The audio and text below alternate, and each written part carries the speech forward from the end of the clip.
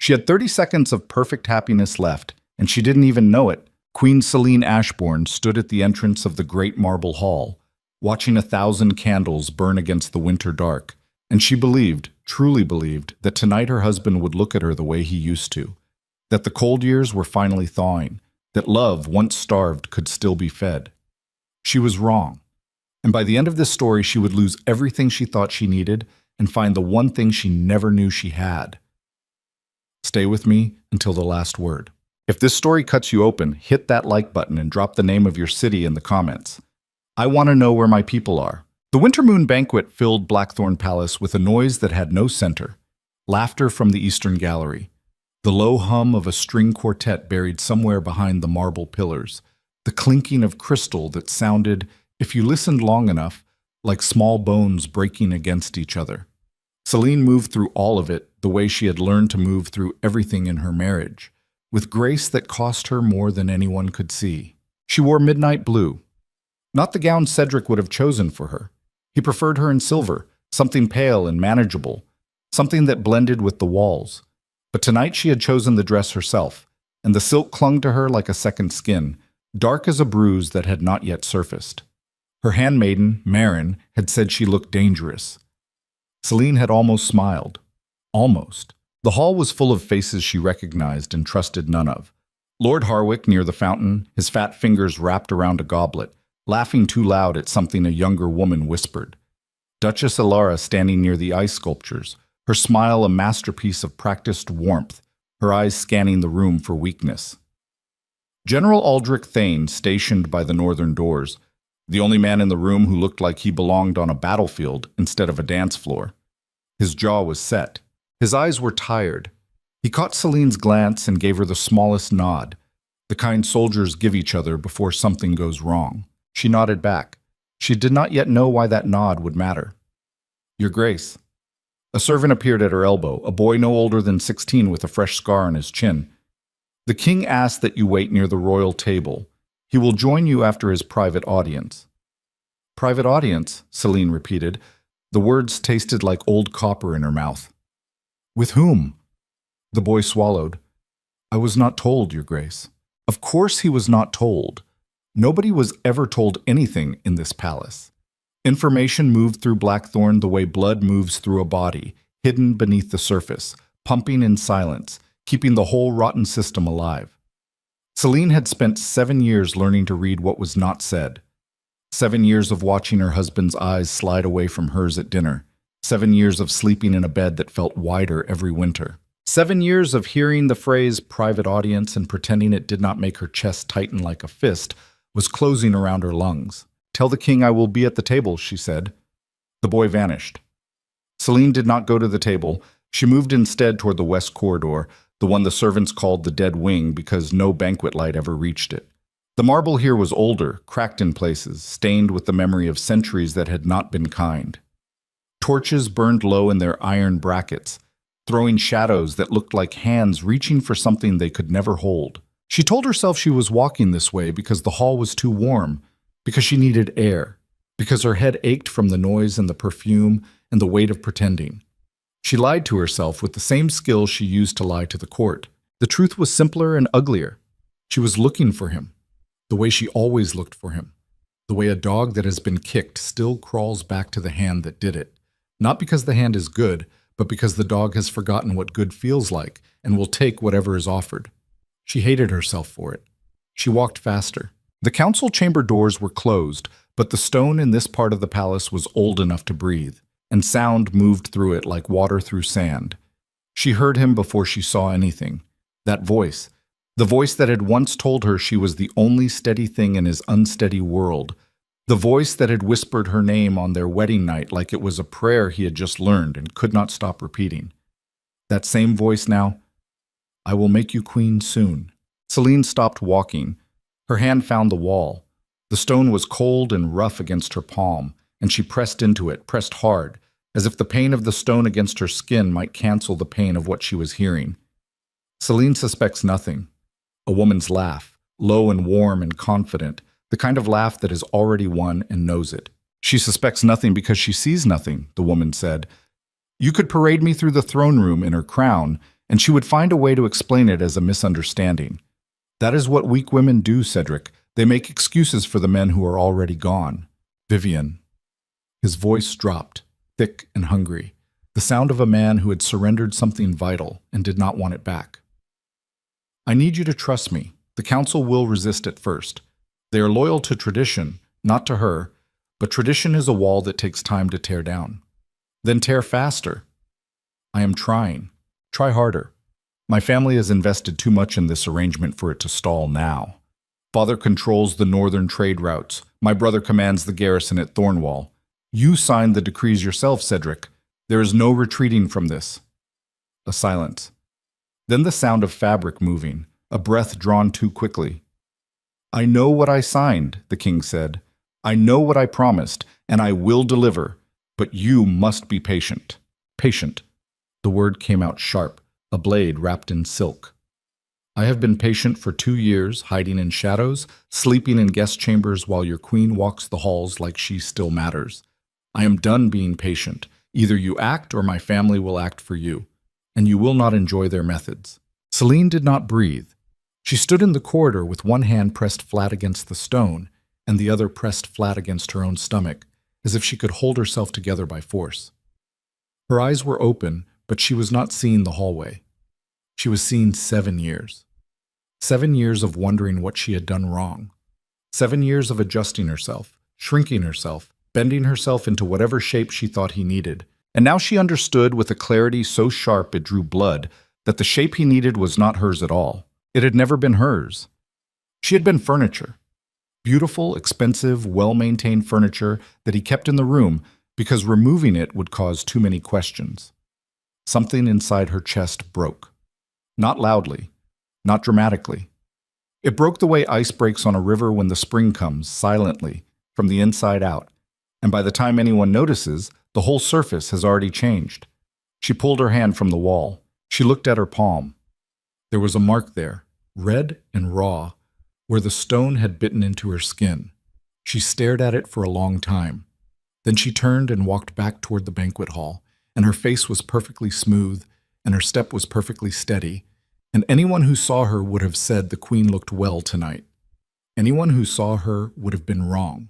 The banquet lasted another 4 hours. Celine sat at the royal table and drank wine she could not taste, and ate food she could not swallow, and smiled at every lord and lady who came to pay their respects. Cedric appeared at some point, his collar slightly crooked, his cheeks flushed, his eyes carrying that particular brightness that Celine had once mistaken for happiness, and now recognized as the look of a man who has just left a room where he felt alive. "You look beautiful," he said as he sat beside her. "Thank you. Are you enjoying the evening?" "Very much." He reached for her hand under the table. She let him take it. His fingers were warm and dry, and they wrapped around hers with a tenderness that would have melted her a day ago, an hour ago, a lifetime ago. Now his touch felt like someone handling a possession they intended to sell. "I have a meeting with the council in the morning," he said. "Trade negotiations. Boring, I know." "Of course," she said. "You should rest early." He smiled. That smile. The one that used to be real, or at least she used to believe it was real, and now she could not tell the difference and wondered if she ever could. "You are a good wife, Celine." The words hit her like a slap delivered with an open hand, the kind that does not leave a mark but rings in the ears for days. A good wife. Not a good woman, not a good queen. A good wife. A function. A role. A thing that serves its purpose until it is replaced by a newer, shinier thing. She squeezed his hand back. "I try," she said. He excused himself an hour later. She watched him leave through the eastern gallery, and she noticed, because she was now looking with eyes that no longer flinched from what they saw, that he did not go toward the royal chambers. He went toward the guest wing where Vivian Marrow was housed. Celine finished her wine. She set the glass down with a click that sounded, in the growing quiet of the emptying hall, like a lock turning shut. Marin was waiting in the queen's chambers. The handmaiden was small and quick, built like a bird that has survived too many winters, all sharp bones and bright eyes, and a mouth that knew when to speak and when to shut itself. She had served Celine for 5 years, and she had never once repeated anything she heard inside these walls. You saw something, Marin said. She did not ask. She stated. Celine sat at her vanity and began removing the pins from her hair. One by one, they dropped onto the wooden surface like tiny surrenders. I heard something, Celine said. And? And it was worse than I imagined. Marin waited. She was good at waiting. It was one of the reasons Celine trusted her. Most people filled silence with noise because silence frightened them. Marin understood that silence was where truth lived, and she let it stay there until it was ready to speak. Cedric is going to remove me as queen. Celine's voice was flat. Not broken. Not tearful. Flat. The way a field looks after a fire has passed through it, empty and cauterized and strangely calm. He plans to crown Lady Vivienne Marrow in my place. Her family has been pulling strings for years, trade routes, military alliances, bribing advisors. And Cedric signed off on every piece of it because he cannot think clearly when a beautiful woman tells him what he wants to hear. Marin's face did not change, but her hands, which had been folding a nightgown, stopped moving. What will you do? Celine looked at herself in the mirror. The face that stared back at her was the same face she had worn for 31 years. High cheekbones, dark eyes, a mouth that had been trained since childhood to form words that pleased and never cut. But something behind the face was different now. Something had shifted, the way the ground shifts before an earthquake, invisible to the eye, but felt in the bones. I do not know yet, she said, but I know what I will not do. What is that?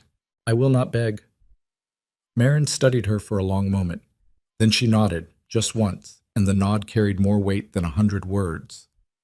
Good, she said. Begging never fed anyone. Sleep did not come that night. Celine lay in the dark with her eyes open, staring at the canopy above her bed. The same canopy she had stared at on her wedding night when everything was new and terrifying and full of the kind of hope that only the young and the stupid can sustain. She had been 24 then, young enough to believe that love could be built if both people committed to the building, old enough to know, somewhere in the unlit corners of her mind, that she was marrying a man who had never built anything in his life that he did not eventually abandon. She thought about her father, Duke Ashbourne, a hard man, but not a cruel one. He had told her on the morning of her wedding, standing in the chapel garden with his hands behind his back and his jaw set the way men set their jaws when they are trying not to feel something, he had told her, "A crown does not make you powerful, Celine. Power is what you do when the crown is taken away." She had not understood him then. She understood him now. She thought about Vivienne. She had met her, of course. You could not avoid Vivienne Marrow at court. The woman was everywhere, a flash of copper hair and green eyes and a laugh that filled whatever room she entered like perfume, sweet at first and then suffocating. She was beautiful the way a blade is beautiful, all edge and no mercy. And she was smart. Celine could admit that without flinching. Vivienne was smarter than Cedric, which was not a high achievement, but she was also smarter than most of the court, which was the Marrow family. Old blood, new ambition.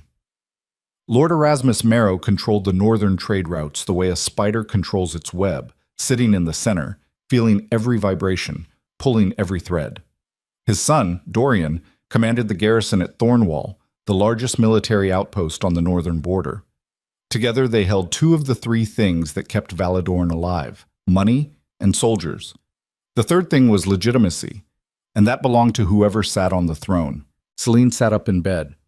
The darkness in the room was absolute, the kind of darkness that exists only in palaces where the walls are thick enough to swallow all sound and all light, and leave you alone with nothing but your own thoughts and the quiet, relentless drumbeat of your own blood. She thought about running, about packing a trunk and slipping through the servants' passage and disappearing into the countryside where no one knew her face and no one cared about crowns or courts or the private audiences of kings who had already chosen their replacements.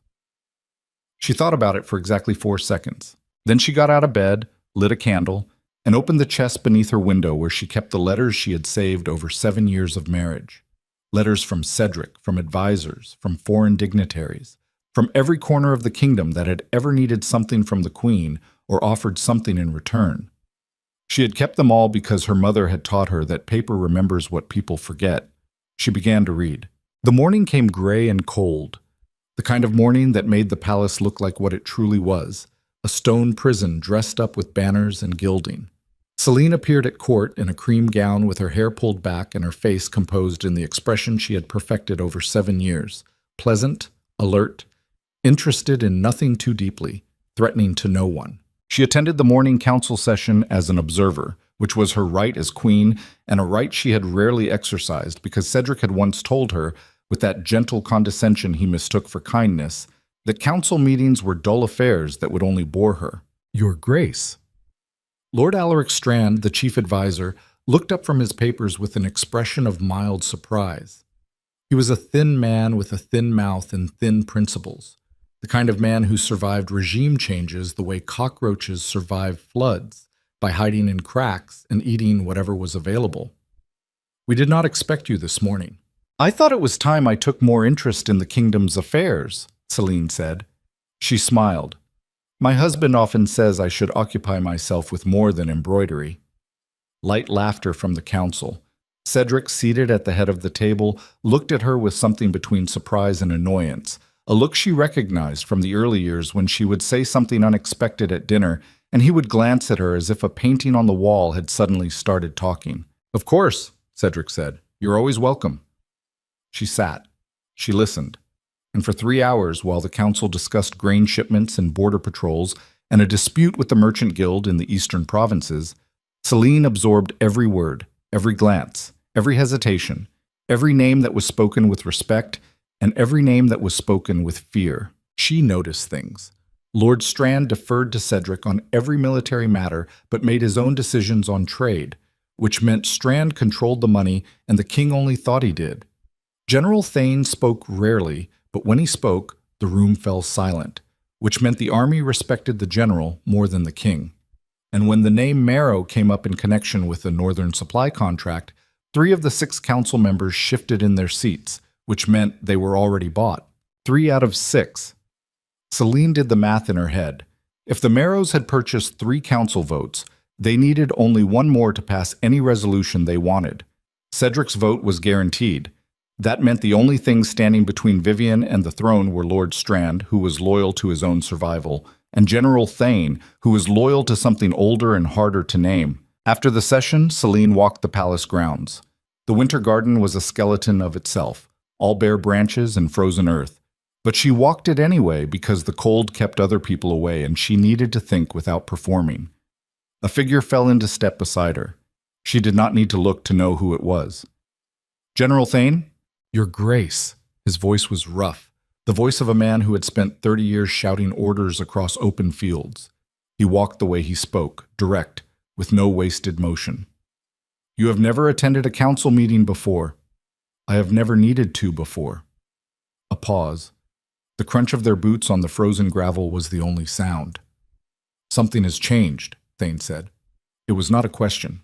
Celine stopped walking. She turned to face him. Aldrich Thane was not a handsome man. His face was weathered, scarred along the jaw from a border skirmish 20 years past, and his eyes were the color of iron left out in the rain. But he was the only person in the palace who had never lied to her, and she knew this because he had never said anything designed to make her feel better. "How long have the Marrows been bribing the council?" she asked. Thane's eyes narrowed, not in surprise, in calculation. He was measuring her the way a soldier measures a new recruit, looking for the weakness that will get them killed. 2 years, he said, maybe longer. Hard to say when the money started because they are good at making it look like legitimate contracts. And Cedric? The king signs what they put in front of him. Whether he understands what he is signing is a question I stopped asking a long time ago. Why did you not bring this to me? Thane's mouth tightened. For a moment, something moved behind his iron eyes, something that might have been regret. Because until today, I was not sure you wanted to know. The words landed hard, not because they were cruel, but because they were true. Celine had spent 7 years choosing not to see. She had made that choice every morning when she woke in an empty bed and told herself that Cedric was simply busy. She had made that choice every evening when he returned from his private audiences with his collar crooked and his excuses thin, and she had smiled and said nothing because saying nothing was easier than admitting that her entire life was built on a foundation of polite self-deception. I want to know now, she said. Thane studied her for a long moment. Then he reached inside his coat and pulled out a folded piece of paper, creased and worn, as if it had been carried for a long time by a man who was waiting for the right moment to hand it over. "This is a list," he said. "Names, transactions, dates. Every council member the Marrows have purchased and every contract they have used to do it. I compiled it over the last 18 months because I am a soldier and soldiers keep records." Celine took the paper. It was warm from his body heat. "Why are you giving this to me and not the king?" Thane looked at her with an expression she had never seen on his face before. It was not pity. It was not sympathy. It was something harder and more useful than both. It was respect. "Because the king is the problem, your grace, and you are the only person in this palace who still has the authority and the reason to fix it." He turned and walked away without waiting for her response.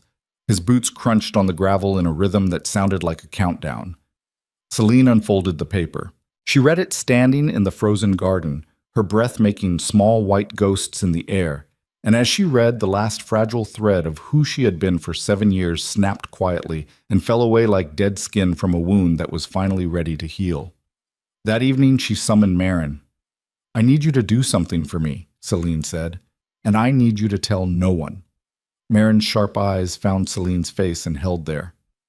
"Name it." "There is a woman in the eastern quarter of the city, a bookkeeper named Lorna Grieve. She used to work for the royal treasury before Lord Strand removed her 3 years ago. I need you to find her and bring her to the palace through the servants' entrance, after midnight. Tell her the queen requires her expertise." "Expertise in what?" "In following money to the place it does not want to be found." Marin did not smile, but something in her face shifted, a brightness, a sharpness, the look of a woman who has been waiting for orders worth following. "I will find her," Marin said. Celine spent the hours between dinner and midnight reading Thane's list. She cross-referenced it with the letters in her chest, and what emerged was a picture so clear and so damning that she almost admired the Marrows for the elegance of their corruption. Every major trade contract in the northern provinces for the past 3 years had been funneled through Marrow-controlled companies.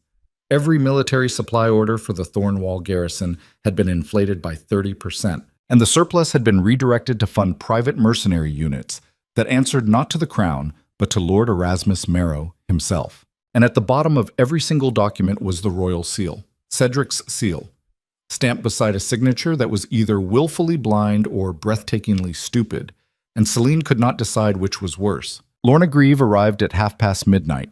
She was a small woman in her 50s with ink-stained fingers and the posture of someone who had spent a lifetime leaning over desks. Her eyes, behind wire-rimmed spectacles, were quick and hard, the eyes of a woman who had been pushed out of her position for noticing things that powerful people did not want noticed. "Your Grace." She stood in the center of Celine's private chamber, looking around at the silk curtains and the carved furniture with the expression of someone who had once belonged in rooms like this and had been exiled from them. "Please sit," Celine said, "and please speak freely. There is no one here who will punish you for the truth." Lorna sat. She folded her ink-stained hands in her lap. "I know why you called me," she said. "Lord Strand dismissed me because I found discrepancies in the northern accounts. Payments that did not match shipments. Contracts signed to companies that did not exist. When I brought my findings to Strand, he told me I was mistaken. When I insisted, he told me I was no longer needed. And the records? Destroyed. All of them. Or so Strand believed." A ghost of a smile crossed Lorna's thin mouth. "A good bookkeeper always keeps copies, Your Grace. It is not paranoia. It is professional practice." Celine leaned forward. "Where are the copies?" "Hidden. Safe. But I will need time to retrieve them and organize them into something a court would accept as evidence. We are not talking about a few misplaced coins. We are talking about systematic theft from the Crown Treasury, military fraud on a scale that borders on treason, and the deliberate enrichment of a single family at the expense of the entire kingdom." "How much time?" "Weeks, not days. The records go back 3 years. Every transaction needs to be verified. Every name needs to be confirmed. If we move too quickly and make a single error, they will use that error to discredit everything else. That is how powerful people protect themselves. They do not need to prove their innocence. They only need to prove that you were sloppy." Celine nodded slowly. She understood. This was not a battle that could be won with emotion or urgency. This was a siege. And sieges required patience, discipline, and a willingness to suffer in silence while the walls were being built. You will have whatever you need, Celine said. Money, access, protection. I will arrange it through channels that do not touch the council. And the king? The question hung in the air between them. Celine's face did not change, but her hands, which had been resting calmly on the arms of her chair, tightened almost imperceptibly. The king does not need to know. Lorna studied her with those quick, hard eyes. You understand what you are doing, Lorna said. It was not a question. You are building a case against your own husband. I am building a case against the people who have corrupted my husband and endangered this kingdom. If my husband is caught in the same net, that is a consequence of his choices, not mine. Something changed in Lorna's expression.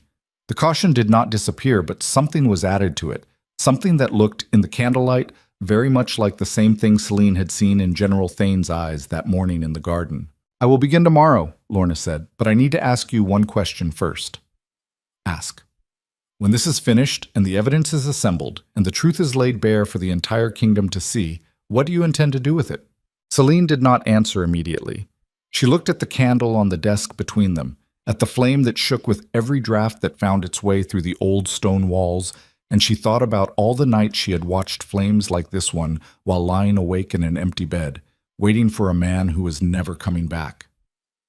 I intend to save this kingdom, she said, even from its king. Lorna stood.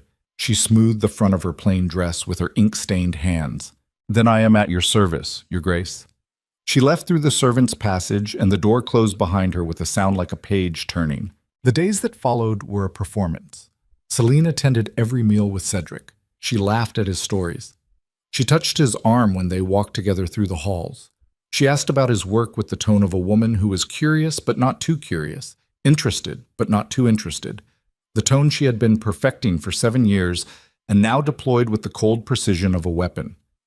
She finally understood she had been carrying all along. Cedric noticed nothing. This did not surprise her. Cedric had never noticed her, not really. He had noticed her beauty, which was a surface. He had noticed her compliance, which was a function. But the woman underneath, the woman who read letters by candlelight and memorized names and kept a mental ledger of every slight and every silence, that woman had been invisible to him from the first day. She was counting on that invisibility now. Vivian, however, was harder to fool. They crossed paths at a luncheon hosted by Duchess Alara, one of those suffocating afternoon affairs where the women of the court gathered to drink tea and destroy each other with politeness. Vivian wore green. It matched her eyes. She moved through the room with the easy confidence of a woman who believed she had already won. Your Grace, Vivian curtsied. The movement was perfect, technically flawless, and entirely empty of the submission it was supposed to represent. You look well. As do you, Lady Marrow. That is a beautiful gown. A gift from my father. He has such taste. He does, Celine said. Lord Erasmus has always been a man who knows the value of things. Something flickered in Vivian's green eyes. A test. A probe. The briefest flash of the predator behind the silk. Indeed, Vivian said. He taught me to invest carefully and to never waste resources on ventures that cannot deliver a return. They looked at each other. The room was full of women chatting and laughing and pretending, but in that single locked gaze, something real passed between the queen and the woman who intended to replace her. It was not hatred. Not yet. It was recognition. The moment when two creatures on opposite sides of a territory line see each other clearly for the first time and understand that only one of them will still be standing when the season turns. A wise philosophy, Celine said. I hope his investments continue to prosper. She turned away before Vivian could respond. And as she walked toward the tea table, she felt the other woman's gaze on her back like a blade held 1 inch from the skin. That night, Celine could not sleep again. She sat at her desk with Thane's list and a map of Valadorn spread before her, and she traced the lines of the northern trade routes with her finger, following the money the way Lorna had taught her, from the treasury to the contracts to the phantom companies to the Marrow family coffers, and back again in a circle of corruption so elegant it was almost beautiful. She thought about Cedric. Not the Cedric who was sleeping in Vivian's bed right now, but the Cedric she had married. The young prince with the nervous laugh who had stumbled over his vows at the altar and then looked at her with such naked relief when she smiled at him, as if he had been terrified she would see through him and she had chosen not to. And he was grateful she had chosen not to see. And he had been grateful. Maybe that had been the first lie. Not his, hers. A knock on the door. Soft. 3 taps, then 2, then 1. Marin's signal. Come. Marin entered with a sealed envelope. From General Thane, she said. His man delivered it to the kitchen entrance an hour ago. Celine broke the seal. Inside was a single page, written in Thane's blunt, undecorated hand. The Marrows are moving faster than we expected. Dorian Marrow has transferred 200 men from Thornwall to a private estate 30 miles from the capital. No orders from the crown, no authorization. They are building something, Your Grace, and it is not a summer house. You have less time than you think. Celine read the letter twice. Then she held it over the candle and watched it burn, and the flame threw shadows across her face that made her look, for just a moment, like someone else entirely. Someone harder, someone older, someone who had finally stopped waiting for the world to be kind and had decided to be ready instead. Marin. Yes. I need to meet with General Thane again, tomorrow morning, the Winter Garden, same time. And if the king asks where you are going? Celine looked at her handmaiden, and for the first time since the night of the banquet, she smiled. It was not the smile she wore at court. It was not the smile she gave Cedric at dinner. It was a different smile, thin and sharp, and it did not reach her eyes because it was not meant to. It was the smile of a woman who had found the edge of herself and was no longer afraid to use it. Tell him I'm taking a walk, she said. Tell him the cold air helps me sleep. The winter garden was white with frost when she arrived. The branches of the old elm trees were glazed with ice, and every step she took left a dark print on the frozen ground, a trail that anyone could follow if they knew where to look. Thane was already there. He stood with his back to the stone wall, his hands behind him, his breath rising in pale clouds. He looked like a man who had not slept. 200 men, Celine said without preamble. Private estate. No crown authority. 300, Thane corrected. My count was wrong. Another 100 moved last night. They are not soldiers in the formal sense. Mercenaries, sellswords, men who fight for coin and ask no questions about who is paying. Where did the Marrows find them? The border wars produced a surplus of men who know how to kill and nothing else. The Marrows have been collecting them for months, housing them in small groups across the countryside, moving them slowly so no single movement looks threatening. And their purpose? Thane's iron eyes met hers. I have a theory, he said, but you are not going to like it. I have not liked anything I have heard in the past 5 days. Continue. The Royal Succession Assembly is in 3 weeks. Every noble house in Valadorn is required to attend. The entire court will be inside the throne room. If the Marrows position their men around the palace, not inside it, just close enough to respond to a signal, they would have the ability to enforce any decision made inside that room. If Cedric announces your removal and the court resists, the Marrows could seal the city within hours. Celine stared at him. You are describing a coup. I'm describing insurance. The Marrows are not stupid enough to stage an open military takeover. That would unite every noble house against them. But if the king himself makes the announcement, and the Marrows are simply there to ensure a smooth transition, most of the court will fall in line. People are remarkably good at accepting tyranny when it arrives wearing a smile in a legal document. The wind picked up. The ice on the branches above them cracked and fell in tiny shards that glittered in the pale morning light like broken glass. 3 weeks, Celine said. 3 weeks. She looked at the garden around her, the dead branches, the frozen earth, everything dormant, everything waiting. Then we have 3 weeks to build something they did not see coming. Thane's expression shifted. Something in it that might have been admiration, might have been worry, might have been the simple recognition of a man who has fought many battles watching someone step onto a battlefield for the first time, and understanding that this person, was not going to run. What do you need from me? He asked. Everything, she said.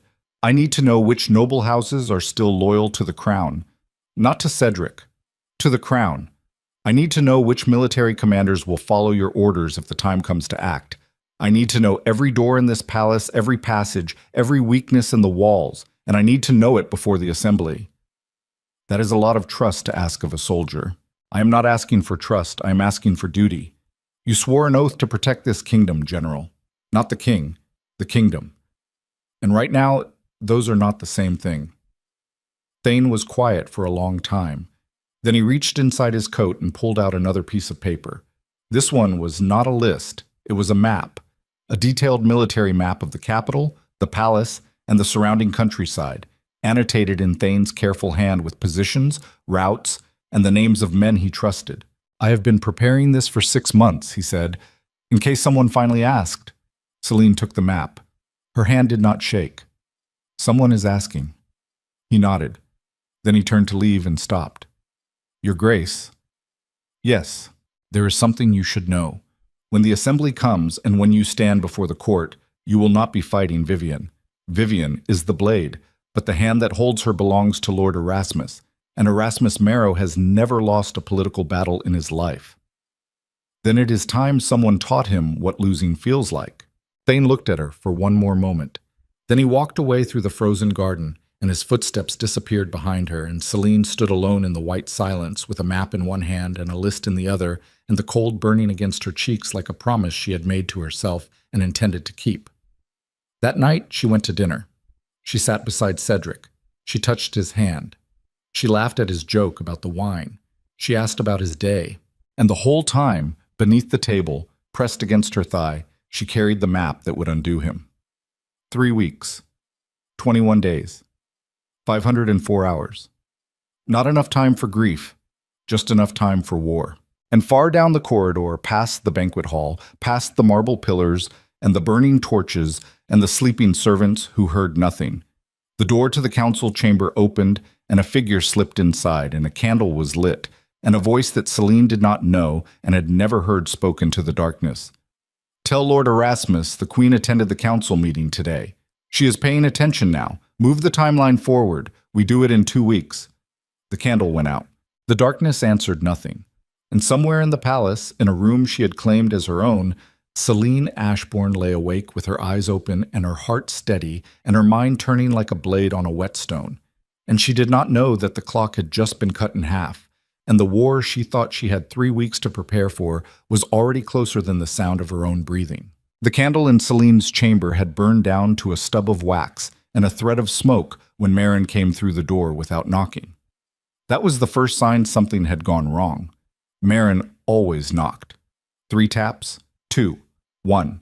It was their language, their code, the rhythm that meant the world outside was still holding its shape. No knock meant the shape had broken. "They moved Lorna," Marin said. Her breath was short. She had been running. Marin never ran. 2 men came to her boarding house an hour before dawn. Not soldiers, not city watch. Private men, no insignia. They put her in a carriage and took her north. Celine was already standing. She had not been sleeping.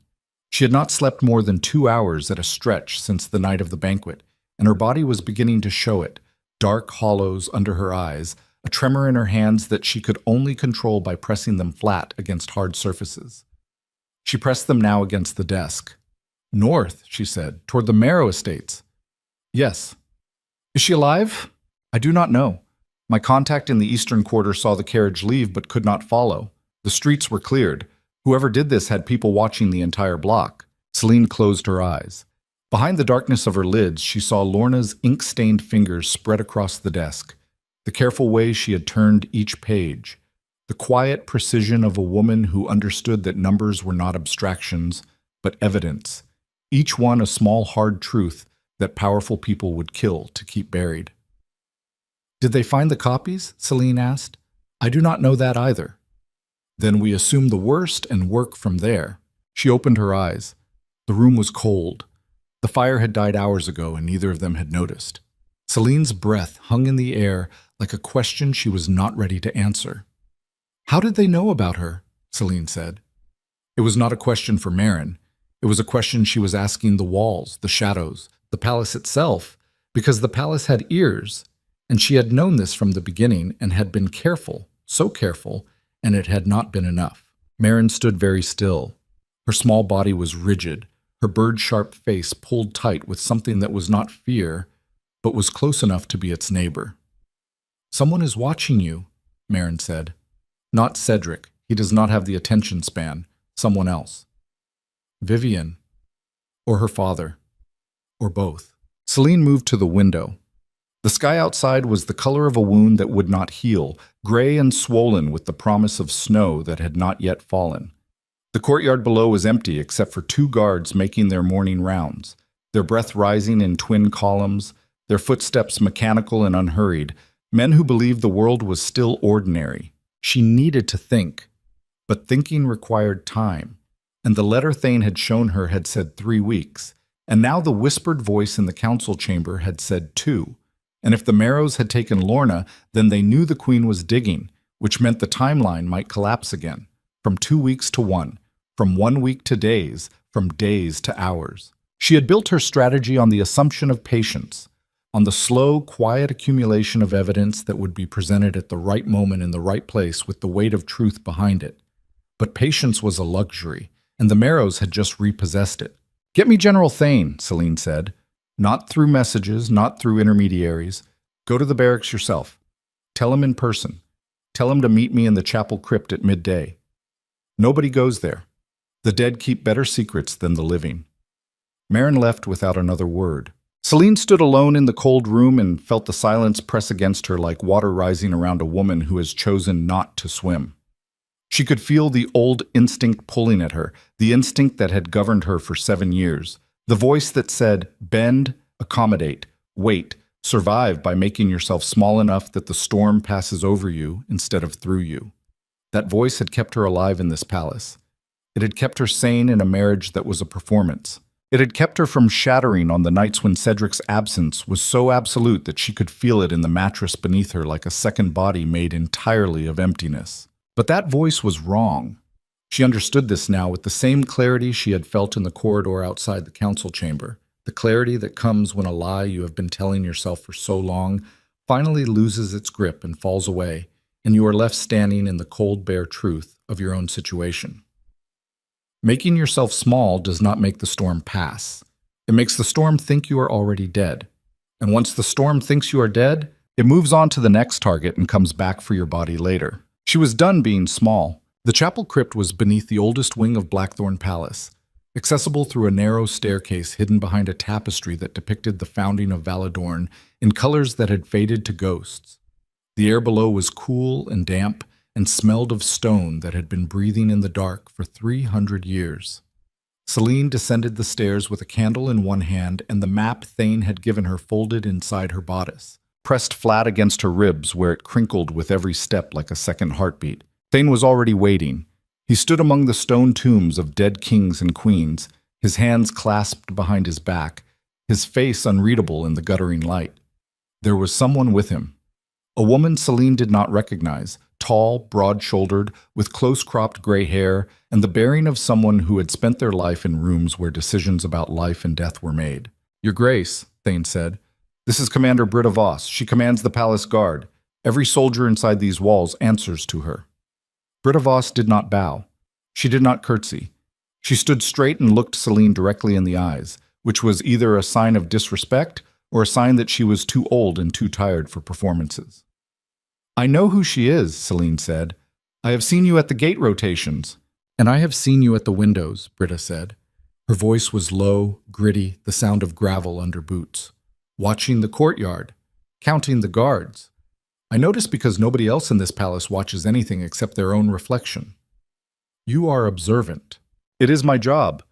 Your Grace, General Thane tells me you believe the Marrows are positioning mercenaries near the capital. I can confirm this.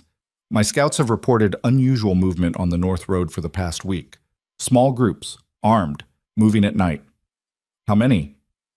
"My best count is 400, possibly more. They are using the old hunting lodges as staging points, spread out enough to avoid attention, close enough to converge on the city in less than a day." Celine set her candle on the lid of a stone tomb. The flame threw their 3 shadows against the crypt walls, long and distorted, like the silhouettes of people who had not yet decided what shape they would take. "The assembly is in 2 weeks, Celine said. Then she corrected herself. "It was 2 weeks.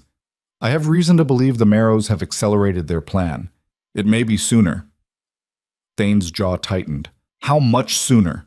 "I do not know. They took Lorna Grieve last night, my bookkeeper, the woman who was compiling the financial evidence against the Marrow family. If they have her, they know I am building a case. And if they know that, They will not wait for me to finish it. A silence settled over the crypt, the kind of silence that exists only underground, heavy and absolute. The silence of earth pressing down on stone, pressing down on bones, pressing down on secrets that the living carry for the dead. Britta spoke first. Then we are not preparing for a political maneuver. We are preparing for a fight. We are preparing for both, Celine said. The Marrows will try to keep this legal. That is their strength. They want the king to make the announcement, the court to accept it, and the mercenaries to enforce it if anyone objects. If we can expose the corruption before the announcement, the court turns against them. If we cannot, we need the ability to hold the palace until the truth comes out. Hold the palace against 400 armed men with a garrison of 60, Britta said. Her voice was flat, but her eyes were calculating, running the numbers the way a butcher counts cuts, with no sentiment and no waste. That is not a defense. That is a delay. How long a delay? Depends on the walls. Depends on the men. Depends on whether they bring siege equipment or try to storm the gates. If they come hard and fast, we hold maybe a day. If they try to starve us out, we hold a week. Maybe more if we seal the wells and ration the stores. A day might be enough, Thane said. If we can get word to the eastern garrisons. Lord Marshal Graves commands 2,000 men at Redstone Keep. He is loyal to the crown. Not to the king, not to the Marrows, to the institution. If he receives word that the palace is under siege by unauthorized forces, he will march. How long for his men to reach the capital? 2 days at forced march. So we need to hold for 2 days. Britta shook her head slowly. 2 days against 400, with 60 men, and the king himself working against us from inside. The king does not know he is working against us, Celine said. Cedric believes he is replacing his wife with a younger woman. He does not understand that the woman he is replacing me with comes attached to an army and a family that intends to rule through him like a puppet with a crown on its head. And when he finds out, that depends on whether there is anything left inside him worth finding. The words came out harder than she intended. Or maybe not. Maybe this was exactly how she intended them, sharp and cold, stripped of the tenderness she had wasted on a man who had handed her loyalty to someone who saw it as an obstacle to be removed. She felt no guilt for the hardness. Guilt was another luxury, like patience, that the Marrows had taken from her. Thane unfolded the military map on the lid of the nearest tomb. The three of them bent over it in the candlelight, 3 faces lit from below. 3 people who had no reason to trust each other except that the alternative was trusting no one and waiting to be destroyed. The palace has 4 entry points, Thane said, tracing the lines with his finger. Main gate, east service entrance, west corridor access, and the garden postern. The main gate is the strongest, iron-reinforced oak 6 inches thick. It will hold against a battering ram for hours. The east and west entries are weaker but narrow, 2 men abreast at most, easily defended. The postern? Britta asked. The postern is the problem. It opens onto the winter garden. No wall, no fortification, just a low hedge and a gravel path. Anyone who reaches the garden can walk straight into the palace. Then we close it, Celine said. Brick it up. Tomorrow. The king will notice, Thane said. Tell him it is a repair. Water damage from the frost. He will not question it. He never questions the things that do not interest him.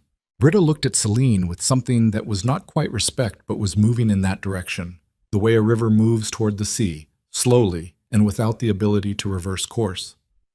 You have done this before, Britta said. I have managed a household in a palace full of people who wanted things from me for 7 years. The skills are more similar than you would think. They spent the next hour building a plan. Thane would ride to Redstone Keep himself, in disguise, to deliver the message to Lord Marshal Graves in person. No letters, no messengers, nothing that could be intercepted. He would leave that night and return in 3 days.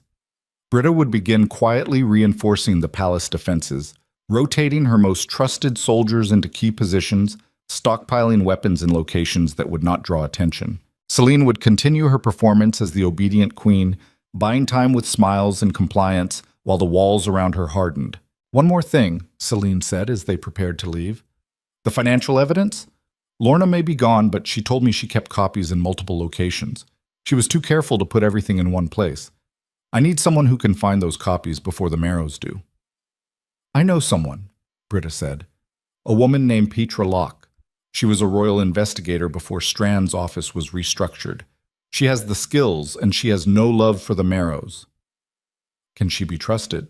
She can be trusted to hate the right people. In my experience, that is more reliable than loyalty. Celine almost smiled. Almost. Bring her to me. Tonight. They dispersed through separate exits, Thane up the main staircase, Britta through a service tunnel that connected the crypt to the guard quarters. Celine back through the tapestry passage, emerging into the upper corridor with her candle extinguished and her face arranged in the mask of a queen who had simply gone for a walk. She was halfway to her chambers when she heard footsteps behind her. Measured, deliberate, the footsteps of someone who wanted to be noticed. Celine. She turned. Cedric stood in the corridor. He was dressed for riding, tall boots, a heavy cloak, the leather gloves he wore when he wanted to look like a man of action instead of the man of inaction he had always been. His face was composed in the expression he used when he wanted something, warm eyes, slight smile, the ghost of the boy she had married floating just behind the surface of the man he had become. "Where have you been?" he asked. "Marin said you were walking." I was. The lower galleries. I've been meaning to see the old portraits for months. The light down there is better in the morning. You have been spending a lot of time alone lately. Have I? The servants talk.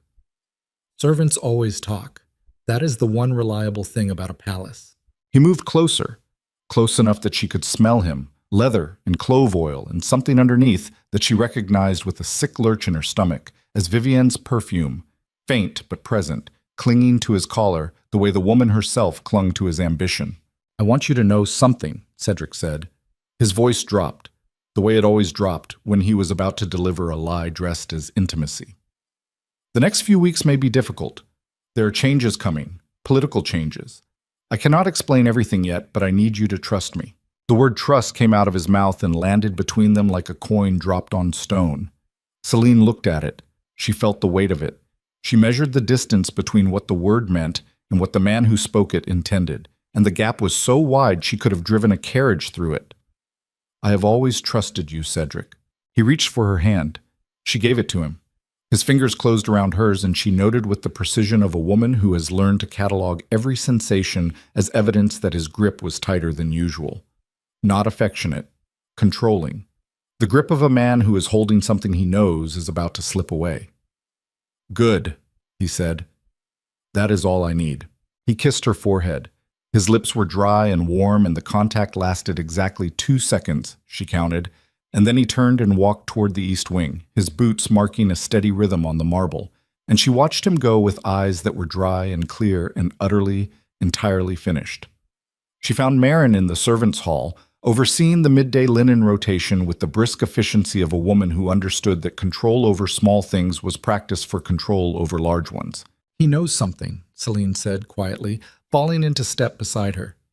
"He knows you're changing. He may not know what it means yet. How much time does that buy us?" Cedric is a man who avoids uncomfortable truths the way most people avoid bad weather. He will wait until it is raining on his head before he admits the sky has changed.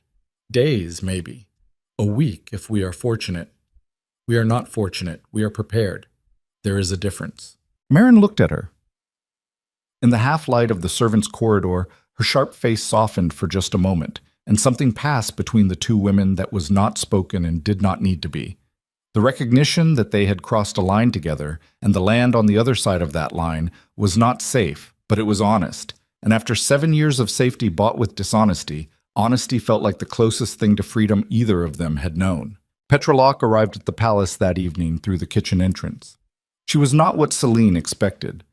Where Lorna had been small and careful and precise, Petra was tall and angular, with sharp cheekbones and hands that moved when she talked like birds that could not settle on a branch.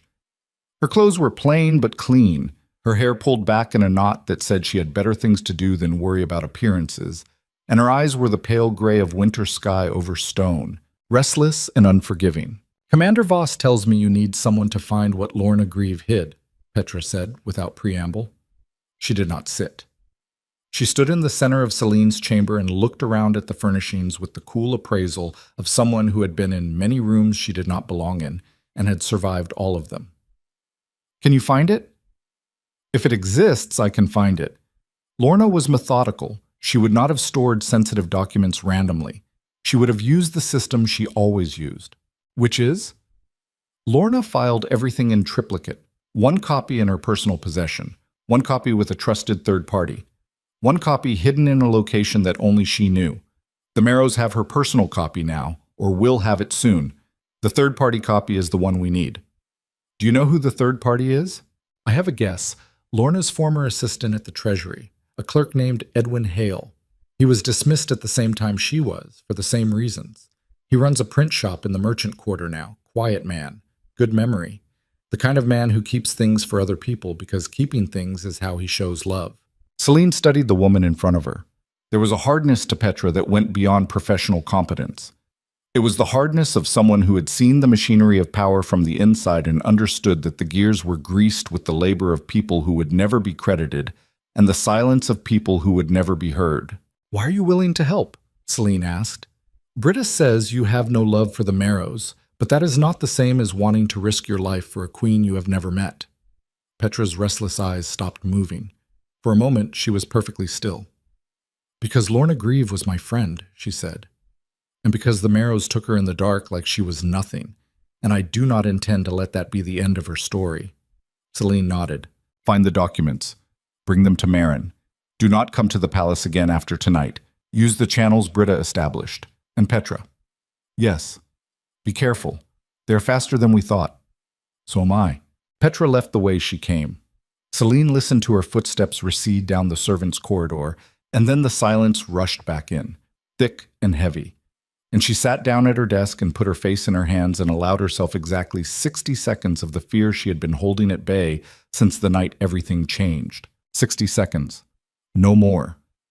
She counted them out against the inside of her own skull. 1, 2, 3. Each number a small act of discipline. Each number a reminder that fear was not the enemy. The enemy was surrendering to it. The enemy was letting it flood the spaces where strategy should be. Fear was useful. Fear was a signal. It told you where the danger was. But if you let it take the wheel, it drove you straight into the thing you were trying to avoid.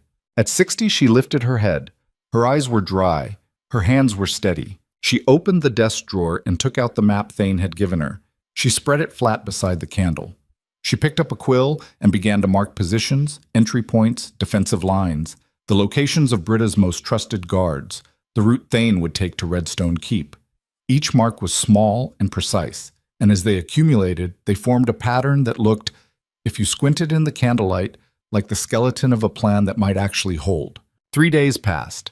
Celine moved through them like a woman walking on ice, each step measured, each smile calculated, each word chosen for the gap between what it said and what it concealed.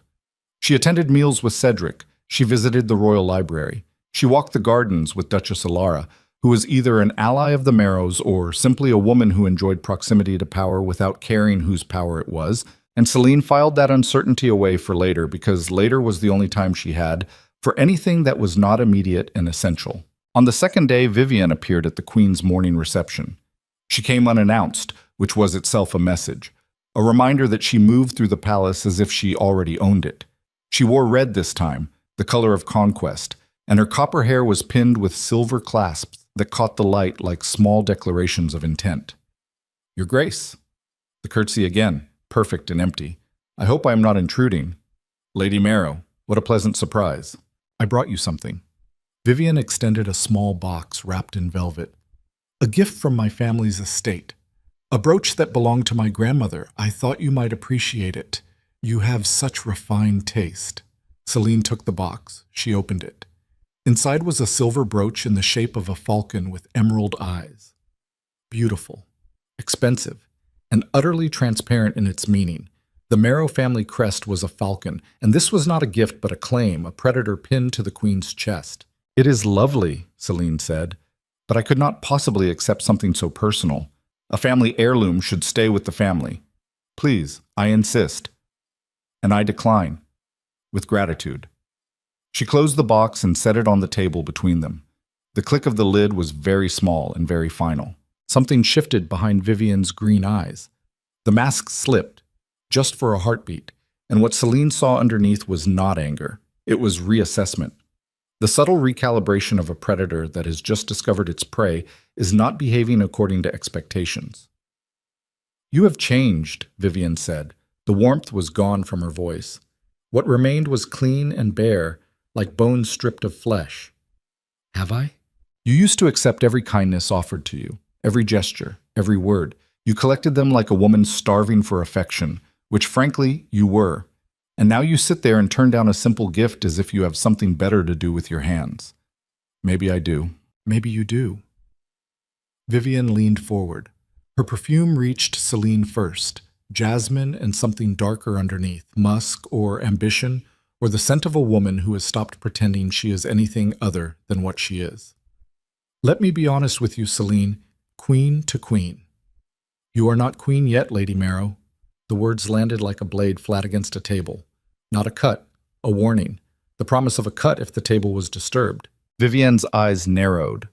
For a long moment, neither woman spoke.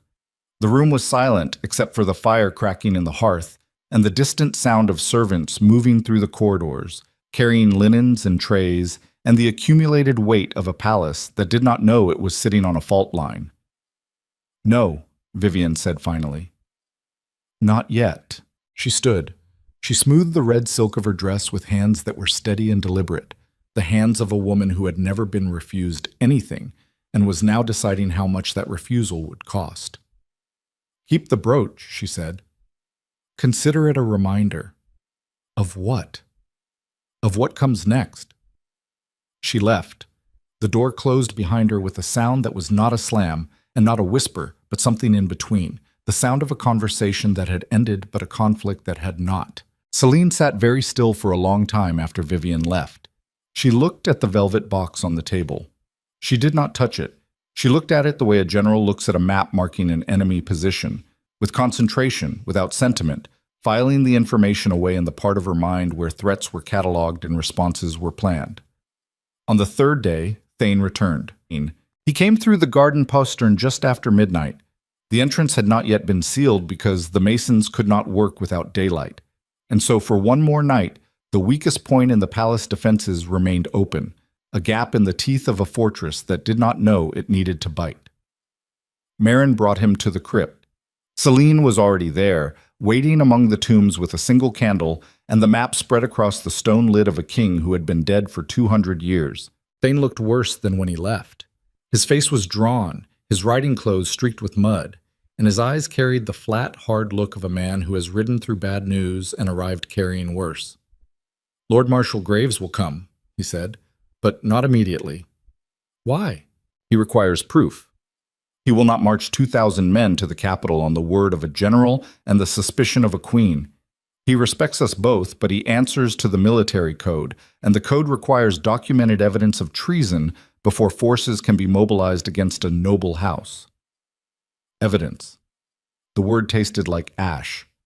The evidence is in Lorna's files, which the Marrows may already have, which Petra may or may not be able to recover. "I know.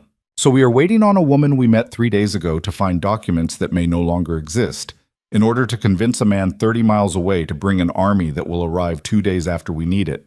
Is that the plan?" "That is the situation," Thane said. "The plan is what we build around it." Celine pressed her palms flat on the map. She could feel the stone underneath the paper, cold and unyielding, and she pressed harder, as if she could transfer the stone's solidity into her own bones. "What about the palace itself? If we cannot get Graves to march before the assembly, can we hold?"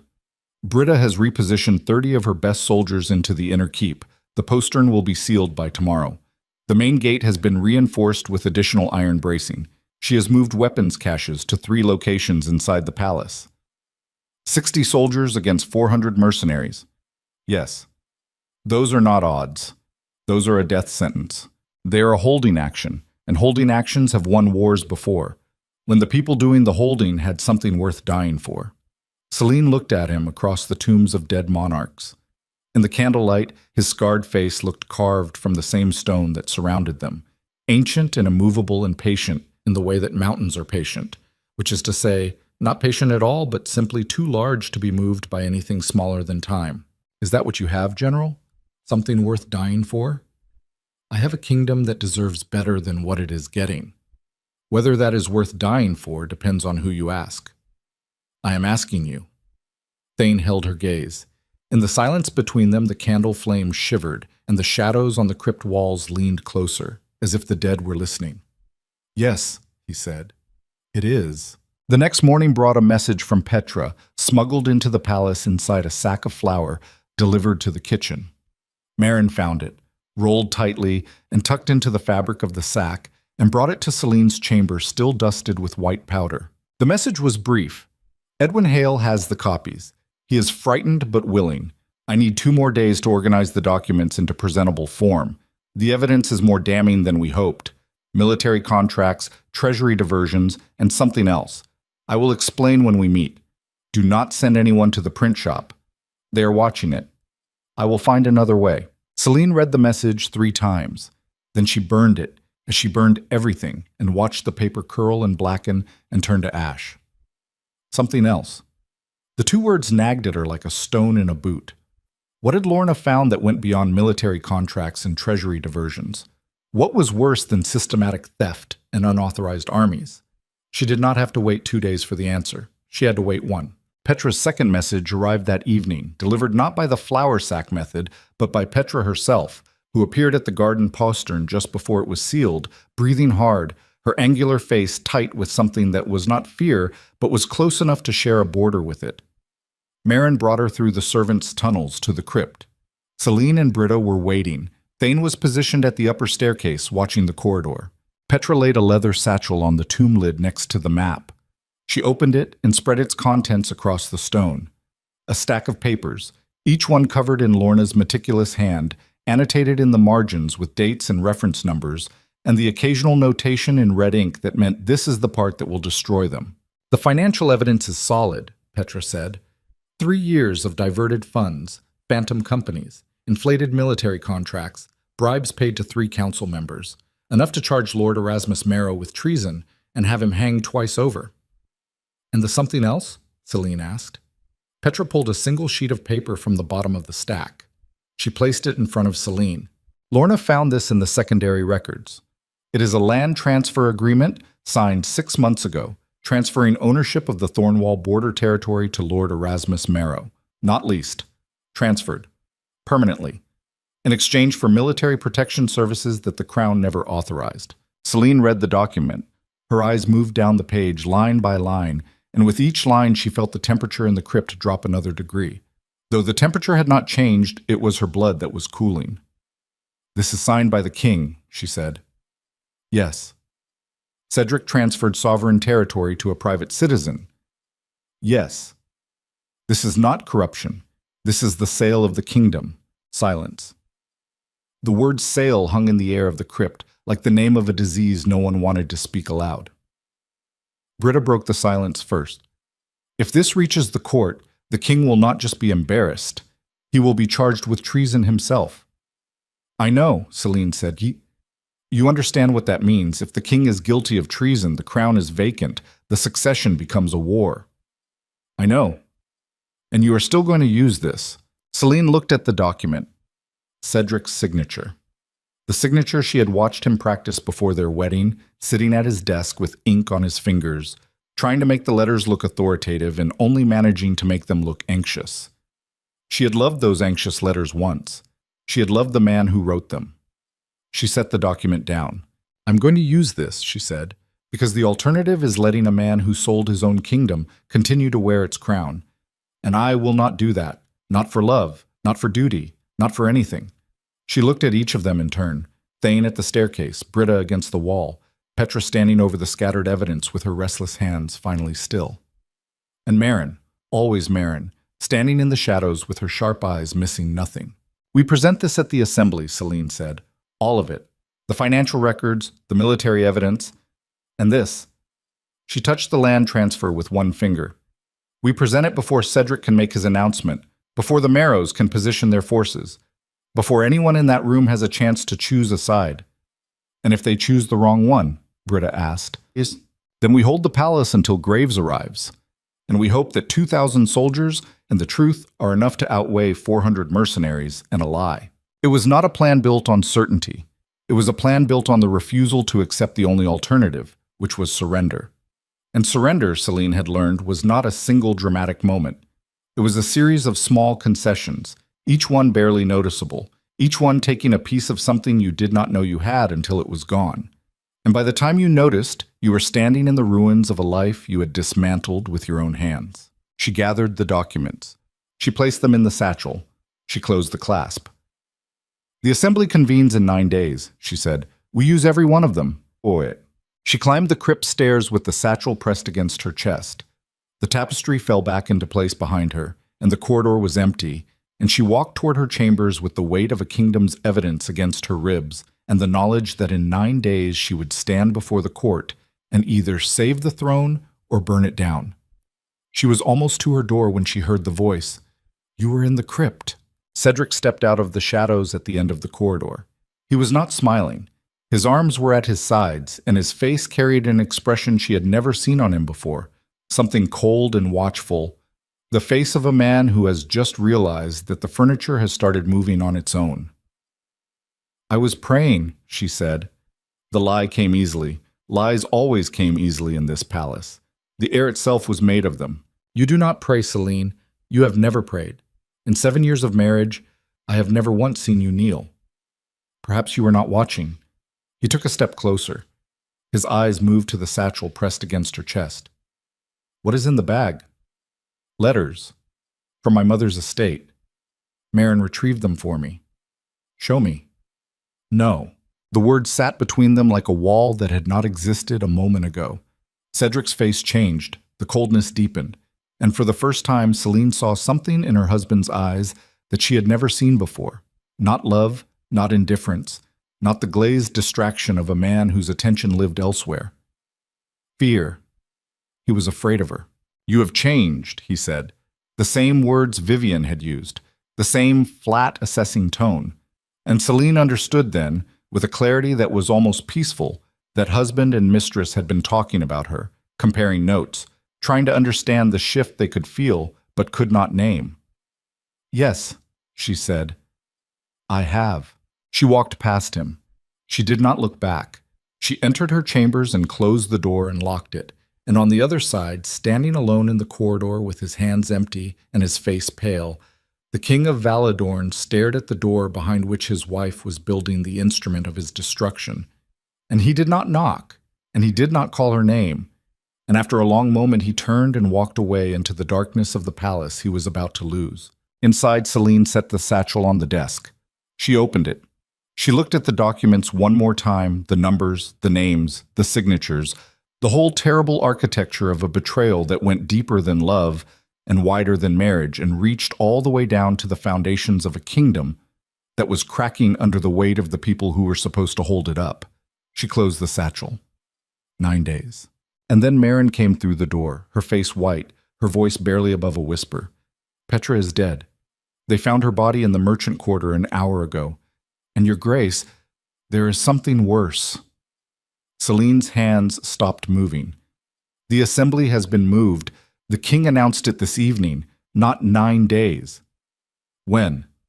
3. The candle on the desk flickered. The shadows in the room rearranged themselves around a queen who had just lost her investigator, half her timeline, and every margin of error she had built into a plan that was already held together by willpower and wire. 3 days. And somewhere in the palace, a door closed. And the sound it made was the sound of every exit sealing shut at once. Celine did not mourn Petra Locke. There was no time to mourn and no room inside her body for grief, because grief requires space, and every space inside her was already occupied by the machinery of survival. She stood at her desk with the satchel open and the documents spread before her and her hands moving through them with a speed that was not frantic but focused, the hands of a woman sorting ammunition before a battle that had just been moved 3 days closer. Marin stood by the door, watching. "How did they find her?" Celine asked. Her voice was level. It cost her something to keep it level, but she paid the cost without acknowledging it, because acknowledging cost was another thing she could not afford. Throat cut in the alley behind the print shop. No witnesses, or no witnesses willing to speak. The city watch ruled it a robbery. A robbery? Her purse was taken, her rings, everything that might suggest a motive other than the obvious. And Edwin Hale, the clerk who had Lorna's copies? Gone. His shop was closed when I sent someone to check. Shuttered. No sign of him. Celine stopped moving. Her hands went flat on the desk. She pressed down, feeling the grain of the wood against her palms, using the pressure the way a drowning person uses a piece of wreckage, not to be comfortable, but to stay above water. Then they have his copies too. Possibly. Or he ran before they reached him. If he ran with the documents, yes. Which means the only evidence we still control is what is in this satchel. Celine looked at the papers beneath her hands. Lorna's meticulous handwriting, dates, numbers, names. The land transfer agreement with Cedric's anxious signature at the bottom. This was everything, not a fraction, not a sample. Everything. If this satchel was lost or destroyed or seized, the case against the Marrows would dissolve like salt in water, leaving nothing but the memory of its taste. She gathered the documents. She placed them back in the satchel. She fastened the clasp. 3 days, she said. 3 days. She looked at Marin. In the candlelight, the handmaiden's face was sharp and pale and stripped of everything except the thing that had kept her useful for 5 years. The ability to see a situation as it was and not as she wished it to be. "We can still do this," Celine said. She did not say it with hope. She said it with the flat, hard certainty of a woman who has no other option and therefore no reason to doubt the only path available. "The evidence is assembled. The assembly is in 3 days. We present it before Cedric can make his announcement. The plan is not changed. Only the timeline." "The timeline is everything," Marin said quietly. "Thane is not back yet. He left for Redstone Keep, expecting 9 days. Now he has 3. Even if Graves agrees to march immediately, his forces cannot reach the capital in time. Then we hold the palace without him. With 60 soldiers. With 60 soldiers and the truth. The truth does not stop a sword. No, but it stops a crown from being placed on the wrong head. And that is the only battle that matters right now." Marin did not argue. She had spent 5 years learning when to argue with the Queen and when to step aside, and the look on Celine's face told her this was a stepping aside moment. Not because the Queen was right. Perhaps she was wrong. Perhaps this entire venture was a ship sailing into a storm with a cracked hull and a crew that was 3 sizes too small. But the ship was sailing, and Marin had decided, somewhere in the cold hours between Petra's death and this conversation, that she would rather drown on this ship than stand on shore and watch it go down from a safe distance. "I will send word to Britta," Marin said. "The timeline change means we need the defenses ready by the morning of the assembly. And find Thane. Whatever channel we have, whatever method, get a message to him. Tell him 3 days, not 9. 3. Marin left. The door closed. Celine sat in the silence that followed and felt the weight of the satchel in her lap like a child she was carrying through a burning building, something fragile and essential and entirely dependent on her ability to keep moving. She thought about Petra, the angular face, the restless hands, the gray eyes that had looked at her and said, "Because Lorna Grieve was my friend." Petra had walked into this knowing the risks. She had done it anyway. And now she was dead in an alley with her throat opened and her pockets emptied, and the men who killed her were sleeping in warm beds, and the world would mark her death as a robbery and move on, because that is what the world does with the deaths of people who get in the way of power. It files them under misfortune and never revisits the folder. Celine gripped the satchel. She would revisit the folder. The next 2 days moved like a fever dream, everything slightly too fast and slightly too bright and undercut by the constant low hum of adrenaline that never quite peaked and never quite subsided. Celine attended court. She ate meals with Cedric. She walked the galleries and spoke with nobles and laughed at appropriate moments. And the whole time she felt the palace around her shifting, rearranging itself for something that most of its inhabitants did not know was coming. Cedric was different. The change was subtle, but she catalogued it the way she catalogued everything now, with the cold eye of a woman who has stopped interpreting her husband's behavior through the lens of love and started interpreting it through the lens of threat assessment. He watched her more closely. His questions were sharper. He appeared in rooms where she did not expect him, the library, the East Gallery, the servants' hall where she had gone to speak with Marin, and each time his presence felt less like coincidence and more like surveillance. "You have been spending time with the household staff," he said at dinner the first night. They were alone. The dining room was too large for two people, and their voices echoed off the walls in a way that made every sentence sound like it was being overheard. "I am reviewing the household accounts," she said. "The winter stores are lower than they should be. I want to ensure we are prepared for the cold months. You have never cared about the winter stores before."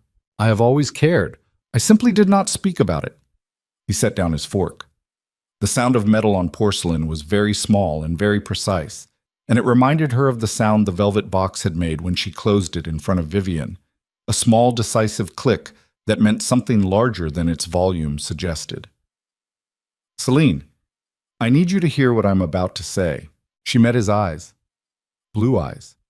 She had loved those eyes once, had written about them in the journal she kept during their courtship, describing the color as the color of a clear sky on the first warm day of spring, which was sentimental and inaccurate, and exactly the kind of thing a young woman in love writes when she is more in love with the idea of love than with the actual man sitting across from her. "I am listening," she said. "The assembly in 2 days will be significant. Decisions will be made about the future of the kingdom. I need you to attend, and I need you to be calm. Whatever happens, I need you to trust that I am acting in the best interest of Valadorn." "The best interest of Valadorn," she repeated. "Yes. And whose definition of best interest are we using?" His jaw tightened. She saw the muscles in his neck move, the small involuntary contraction that happens when a man is suppressing something he does not want to show. Anger, or guilt, or the particular discomfort of a man who knows he is about to do something indefensible and is trying to pre-justify it with language that sounds noble. "I am the king," he said. "My definition is the only one that matters." She picked up her wine. She drank. She set the glass down. "Of course," she said. "You are the king." The words were agreement and indictment simultaneously. She watched them land on his face, and she watched him choose to interpret them as agreement because that was easier, because that was what he had always done, because Cedric Valmont was a man who had spent his entire reign choosing the interpretation that required the least of him and calling it wisdom. She excused herself early. She walked to her chambers with steady steps and a steady face, and the steady rhythm of a heart that had stopped racing days ago because racing implied uncertainty, and she was no longer uncertain about anything. In her chamber, she found a note on her pillow. Not Marin's handwriting, not Thane's. An unfamiliar hand, neat and small. The queen should look more carefully at the friends she trusts. Not all of them are hers. No signature, no seal. She read it 3 times. She turned the paper over, nothing on the back. She held it to the candle and examined the ink, the paper quality, the pressure of the pen strokes. Expensive paper. Steady hand. Someone with access to the royal chambers. Someone who could enter and leave without being seen by the guards. Someone inside the palace. She burned the note. She sat on the edge of her bed and pressed her hands together between her knees and felt a new kind of cold spreading through her body. Not the cold of fear. She was past fear, but the cold of a realization that she had not yet fully formed. She had built her plan on 4 pillars: Thane, Britta, Marin, and the evidence. The note was telling her that one of those pillars was rotten, or it was a lie designed to make her doubt all of them. Either way, it changed the equation. Either way, the ground beneath her had just shifted. She thought about each of them. Thane, the scarred face and the iron eyes and the list he had been compiling for 18 months. Could a man spend 18 months building a weapon against the Marrows and then hand it to the Marrows instead? The mathematics of betrayal did not support it. If Thane was working for the enemy, there was no reason to give Celine the list in the first place. Unless the list itself was bait. Unless everything Thane had given her was designed to draw her into the open so the Marrows could see her clearly enough to destroy her. She pressed her hands harder together. Britta, the palace guard commander with the gravel voice and the butcher's arithmetic. Celine had known her for less than a week. Britta had been introduced by Thane, which meant that if Thane was compromised, Britta was compromised by association. But Britta's scouts had independently confirmed the mercenary movements. Could that confirmation be staged? Could the entire military picture be a fabrication designed to keep Celine focused on the wrong threat? She felt the cold spreading deeper. Marin. 5 years. The 3-tap, 2-tap, 1-tap knock. The sharp eyes that missed nothing. The woman who had stood in this room and listened to Celine's heartbreak and never repeated a word of it to anyone. Could Marin be turned? By money? By threats? By the simple, devastating logic that backing the wrong queen in a palace coup was a death sentence and backing the right one was a retirement plan, Celine stood up. She went to the window. The palace courtyard was dark. The guards moved in their patterns. The torches burned. Everything looked the same as it had looked every night for 7 years. And that sameness was itself a kind of lie. Because underneath the familiar surface, the whole structure was shifting, cracking, rearranging itself around a fault line that Celine could feel but not see. She could not determine from a note who was betraying her. She could not determine from logic or instinct or the accumulated evidence of 5 days of conspiracy. Because the nature of betrayal is that it hides inside the things you trust most. It does not announce itself. It does not wear a different face. It wears the face you love, the face you rely on, the face that stands beside you in the crypt and says, yes, this is worth dying for. And you believe it. Because you need to believe it. Because the alternative is standing alone against an enemy that outnumbers you and outmaneuvers you and has already taken your bookkeeper and your investigator and half your timeline. She turned from the window. She would proceed as planned. She would trust all of them and watch all of them, and she would carry the satchel herself against her body at all times, because the evidence was the only thing that could not be replaced, and therefore the only thing she could not entrust to anyone else. The morning of the second day before the assembly, Celine woke before dawn, dressed in plain gray, and went to the servants' kitchen. Marin was already there, sitting at the long wooden table with a cup of something hot between her hands, and the look of a woman who had slept badly or not at all. Thane's message, Marin said without preamble. I sent it through the Eastern Relay. A rider carried it to the crossroads at Miller's Ford, where Thane was supposed to pass on his return from Redstone Keep. The rider returned an hour ago. And Thane never passed through Miller's Ford. Celine sat down. What do you mean? I mean the rider waited at the crossroads for 18 hours and Thane did not appear. No horse, no sign, nothing. The kitchen was warm. The ovens were already lit for the morning bread, and the air smelled of yeast and firewood, and the accumulated labor of people who woke before dawn every day to feed a palace full of people who would never know their names. Celine sat in that warm, ordinary air and felt the cold inside her spread until it reached her fingertips. He could be delayed, she said. He could be. He could have taken a different route. He could have. Or he could be dead. Marin said nothing. Her silence was its own answer. Celine gripped the edge of the table. She held it the way she had held the stone wall in the corridor on the night of the banquet, pressing hard enough to hurt, using the pain as an anchor against the vertigo of a world that was falling apart faster than she could hold it together. Thane was gone. Whether dead or captured or simply delayed did not matter operationally. What mattered was that he was not here and would not be here tomorrow, and the military dimension of her plan, the message to Graves, the reinforcements from Redstone Keep, the 2,000 soldiers who were supposed to arrive 2 days after the assembly and turn a holding action into a victory, all of that was now a question mark large enough to swallow everything she had built. She released the table. She looked at her hands. They were shaking. She watched them shake for 3 seconds, allowed herself to see it, to feel it, to acknowledge that this was a human body responding to accumulated stress and that the shaking was not weakness but biology. And then she pressed her hands flat against the wood and the shaking stopped. Not because the stress was gone, but because she had decided in that moment that her body would obey her will and not the other way around. Britta, Celine said, I need to see Britta, now. They met in the crypt. The tombs were silent witnesses to a conversation that Celine had not planned to have. If Thane is gone, we are alone, Britta said. Her voice was the same gravel monotone it always was, but her eyes were different, harder. The eyes of a soldier doing arithmetic that does not add up and knowing it. We are not alone. We have the palace guard, we have the evidence, and we have the assembly. The assembly is in 36 hours. If the Marrows bring their mercenaries to the city before then, we cannot stop them from entering. They will not bring them into the city, not before the assembly. The Marrows want this to look legitimate. They want Cedric to make the announcement. They want the court to accept it.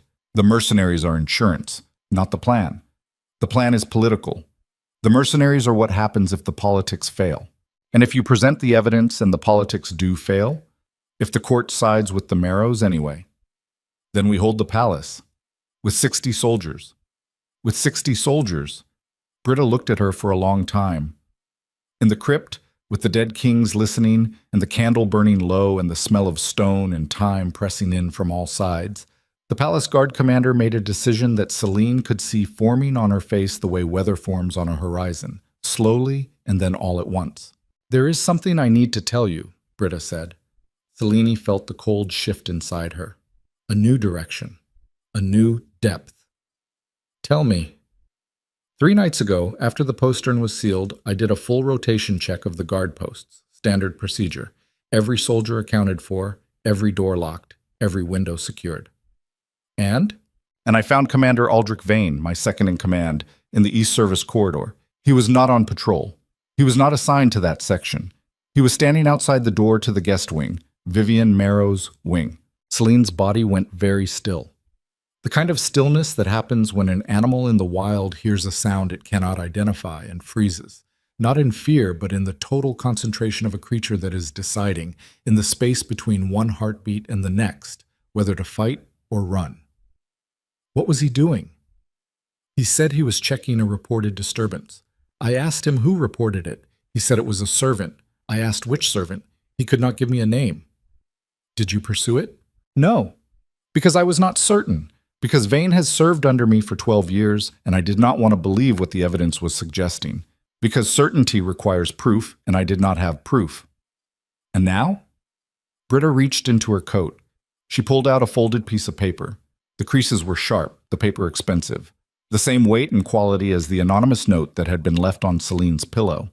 "I found this in Vane's quarters this morning," Britta said, "hidden in his boot." Celine took the paper. She unfolded it. The handwriting was not Vane's. It was precise and elegant. The handwriting of someone who had been educated expensively and trained to make their letters beautiful. The note read, "The assembly is moved to 3 days. Ensure the eastern gate remains accessible. Payment upon completion. No signature. No name." But Celine did not need a name. The handwriting was the same handwriting she had seen on the gift card attached to the velvet box containing the falcon brooch. Vivian's handwriting. Celine read the note twice. She folded it. She placed it inside the satchel with the rest of the evidence. "Where's Vane now?" she asked. "In the guard quarters. Sleeping." "Does he know you found this?" "No." "How many soldiers answer directly to him?" 15 out of my 60. Celine did the mathematics. 60 minus 15 was 45. 45 soldiers to hold a palace against 400 mercenaries, assuming Vane and his 15 turned when the time came, which they would, because paid men follow the money, and the money was flowing from the Marrow estates like a river that had found its downhill path. 45 soldiers. One satchel of evidence, one queen who had started this with a broken heart and a cold corridor, and the sound of her husband promising another woman everything that should have been hers. "Arrest him," Celine said. "If I arrest him, his men will know. And if his men know, they may move before we are ready. If you do not arrest him, he will open the eastern gate during the assembly and let the Marrows walk their army into the palace." "I know." "Then arrest him quietly. Tonight, after the guard rotation. Take him to the crypt and hold him there. His men will not know until the morning, and by the morning the assembly will have started." Britta nodded slowly. Her face was carved from something ancient and immovable, and whatever doubt she had been carrying about this venture, whatever reservation she had held about following a queen who had been invisible for 7 years and was now trying to hold an empire together with her bare hands, that doubt was gone. Replaced by the grim, settled commitment of a woman who has looked at the odds and decided that the odds are irrelevant because the cause is not. "I will handle it," Britta said. "And Britta." "Yes." "When you take him, do not hurt him. He is a traitor, but he is also a man who was bought. And bought men are symptoms, not diseases. The disease is in the Marrow estate and in my husband's council chamber. We treat the disease at the assembly. The symptoms we contain." Britta left. Celine stood alone in the crypt. She placed her hand on the lid of the nearest tomb. The stone was cold and smooth, worn by centuries of other hands pressing against it, other people standing in this same darkness carrying their own impossible weights. She wondered how many queens had stood here before her, how many had looked at the names carved into these stone lids and thought about the distance between the power those names once held and the dust they had become. She lifted her hand. She climbed the stairs. The night before the assembly, Celine could not sleep, would not sleep, did not try. She sat at her desk with every candle in the room lit, throwing a light so bright and steady that the shadows had nowhere to hide, and she read through the evidence one final time. Every page, every number, every signature. She read it not for comprehension, she had memorized it days ago, but for the rhythm of it, the way a soldier sharpens a blade the night before battle. Not because the blade is dull, but because the act of sharpening steadies the hands. At midnight, Marin brought tea. "Vane is in the crypt," she said. "Britta took him at 11. No noise, no resistance. He wept. Wept. Like a child. He kept saying he had no choice, that the Marrows threatened his family, that they have his wife and daughter at an estate in the north." Celine closed her eyes. She pressed her fingers against her eyelids until she saw sparks. "Of course they do," she said. "That is how it works. You do not buy a man by paying him. You buy him by holding what he loves and making him choose between his loyalty and his blood. Does it change anything? It changes how I feel about him. It does not change what I do about him." She opened her eyes. "What about Thane? Any word?" "Nothing." Celine nodded. She accepted the absence the way she had accepted everything else in the past 10 days. Not with grace, not with peace, but with the blunt acknowledgement of reality that comes when you have been hit so many times that each new blow lands on scar tissue, and the pain is duller, but the damage is the same. She picked up the satchel. She held it on her lap. She looked at Marin. "Tomorrow I walk into the throne room with these documents.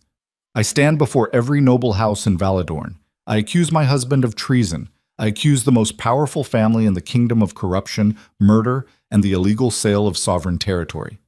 And I do it knowing that Thane is missing, Petra is dead, Lorna is taken, my garrison is 45 soldiers instead of 60, and there is no army coming from Redstone Keep." She paused. She took a breath that went deeper than her lungs, down into the place where the last reserves of will are stored. The place that most people never have to reach because most people are never backed into a corner this tight and this dark. "And I do it anyway."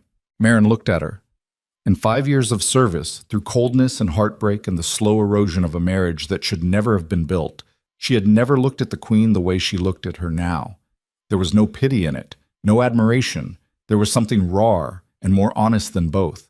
The recognition of a woman watching another woman become the thing she was always supposed to be, and understanding that the becoming was not beautiful. It was violent. It was the shedding of skin that had been too small for too long, and the new skin underneath was not yet finished, and it burned where the air touched it, and it would keep burning until it hardened or until the woman wearing it was destroyed. "You should sleep," Marin said. "I cannot." "Then you should rest." "I cannot do that either." "Then sit here and be afraid if you need to. I will not tell anyone." Celine looked at her handmaiden. Something moved behind her eyes, something that might have been the last remnant of the woman she had been before the corridor, before the whisper, before the sound of her husband's voice promising the world to someone else. That woman had been soft, had been patient, had been willing to wait for love that was never coming, because waiting was the only skill she had been taught, and she had practiced it until it was perfect, and it was killing her. That woman was not dead. She was still in there somewhere, tucked away in a room that Celine had locked and did not plan to open again. Not because softness was wrong, but because softness in this palace, at this moment, against these enemies, was a door left unlocked in a building full of people carrying knives. "I am afraid," Celine said quietly. "I am afraid of what happens tomorrow. I am afraid that I will stand in front of the court, and my voice will break, and they will see what Cedric has always seen. A woman who is decorative and manageable and not worth taking seriously. I'm afraid that the Marrows will have an answer for every piece of evidence I present. I'm afraid that Thane is dead in a ditch somewhere on the North Road, and that Graves will never come, and that I will hold this palace with 45 soldiers, and it will not be enough, and everything I have done will end with my body in a crypt like the ones downstairs." She paused. Her breath was visible in the cold room. "And I am afraid that none of that will stop me. Because the thing I am most afraid of, more than the Marrows, more than the mercenaries, more than standing in front of the court with nothing but paper and the truth, the thing I am most afraid of is going back to being the woman I was 10 days ago. The woman who heard her husband destroy her and chose to keep smiling. I would rather die in that throne room tomorrow than become her again. Marin set down the tea. She crossed the room. She took Celine's hand. Her grip was small and hard and warm, and it lasted exactly 3 seconds, and then she released it and stepped back, and the moment was over and neither of them would ever mention it again. Then you will not become her, Marin said, and you will not die in that throne room. And tomorrow, when you stand before the court, you will not be a queen they pity or a wife they dismiss. You will be the woman who walked into the fire because the fire was the only way through. Marin left. Celine sat alone. She placed the satchel on the desk. She placed her hands on either side of it. She stared at the leather, scuffed and worn, the leather that held inside it the destruction of her marriage and the salvation of her kingdom, and the proof that the man she had loved for 7 years had sold the ground beneath her feet while she was standing on it. Outside the window, the first gray light of the assembly day was beginning to show on the eastern horizon. The palace was still dark. The corridors were empty. Somewhere below, in the crypt, a traitor sat weeping among the tombs of kings. Somewhere to the north, a general was missing. Somewhere in the Marrow estates, 400 men with swords were waiting for a signal. And somewhere in the guest wing, a woman with copper hair and green eyes was putting on a silver dress because she believed that by the end of this day, she would be queen. Celine stood. She picked up the satchel. She held it against her chest the way she had held it every day since Petra pulled it from a dead woman's hiding place, pressed against her ribs, pressed against the heartbeat that had not stopped and would not stop, and was the only drum she had left to march to. She walked to the mirror. She looked at herself. Gray dress, dark hair, dark eyes. No crown, no jewels, no ornament of any kind. She looked like a woman stripped of everything except the irreducible core of who she was. And who she was, she realized, looking into her own reflected gaze, was not a queen or a wife or a victim or a strategist. She was a woman holding the truth in a room full of liars, and in 6 hours she would open that satchel in front of every one of them. She turned from the mirror. She walked to the door. She opened it. The corridor was empty. The palace was waking. Servants moved in distant hallways. Somewhere, a door opened and closed. Somewhere, boots hit stone. The great machine of Blackthorn Palace was grinding into motion for another day, another performance, another round of the ancient game that powerful people play with the lives of people who have no power. Celine stepped into the corridor. And then she stopped, because standing at the far end of the hallway, backlit by the torches that burned all night in the eastern gallery, was a figure she recognized. Not Cedric, not Vivian, not a guard or a servant or any of the enemies she had spent 10 days learning to see in every shadow. Marin.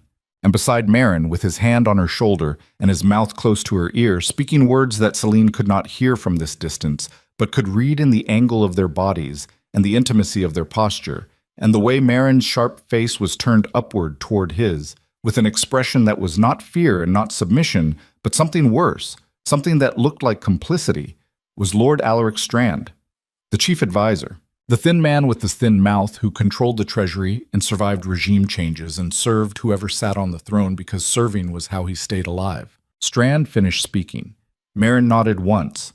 Strand touched her cheek, a brief gesture of ownership that made Celine's stomach turn, and then he walked away toward the council chambers, and Marin stood alone in the corridor for a moment, her head bowed, her small body very still, and then she turned toward the queen's chambers and saw Celine standing in the open doorway. Their eyes met. The distance between them was 40 feet. It might as well have been a canyon. Celine stood on one side of it holding a satchel full of evidence and a heart full of certainty that had just been gutted like a fish.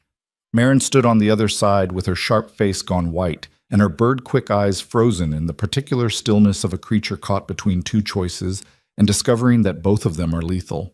Neither of them spoke. The torches burned. The palace woke. The assembly was 6 hours away.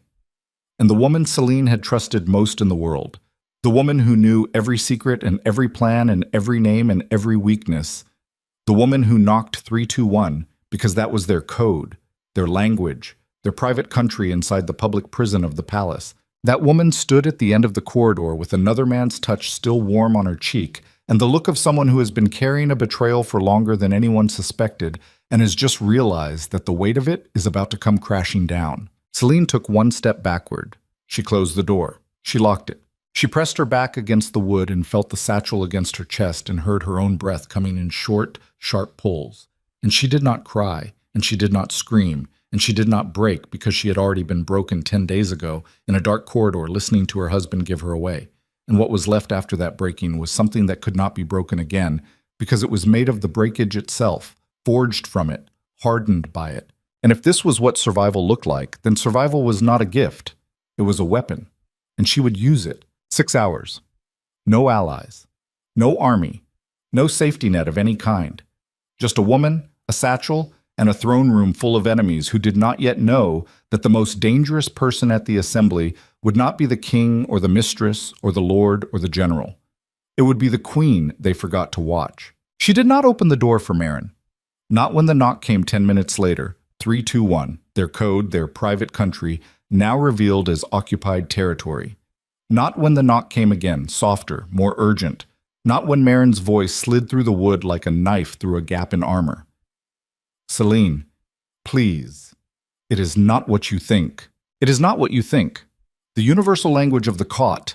The first words out of every mouth that has been discovered doing the thing it swore it would never do. Celine had heard Cedric use the same construction 100 times in 7 years, the same syntax of deflection, and she recognized it the way a soldier recognizes the sound of a specific weapon, instantly, in the body, before the mind has time to translate.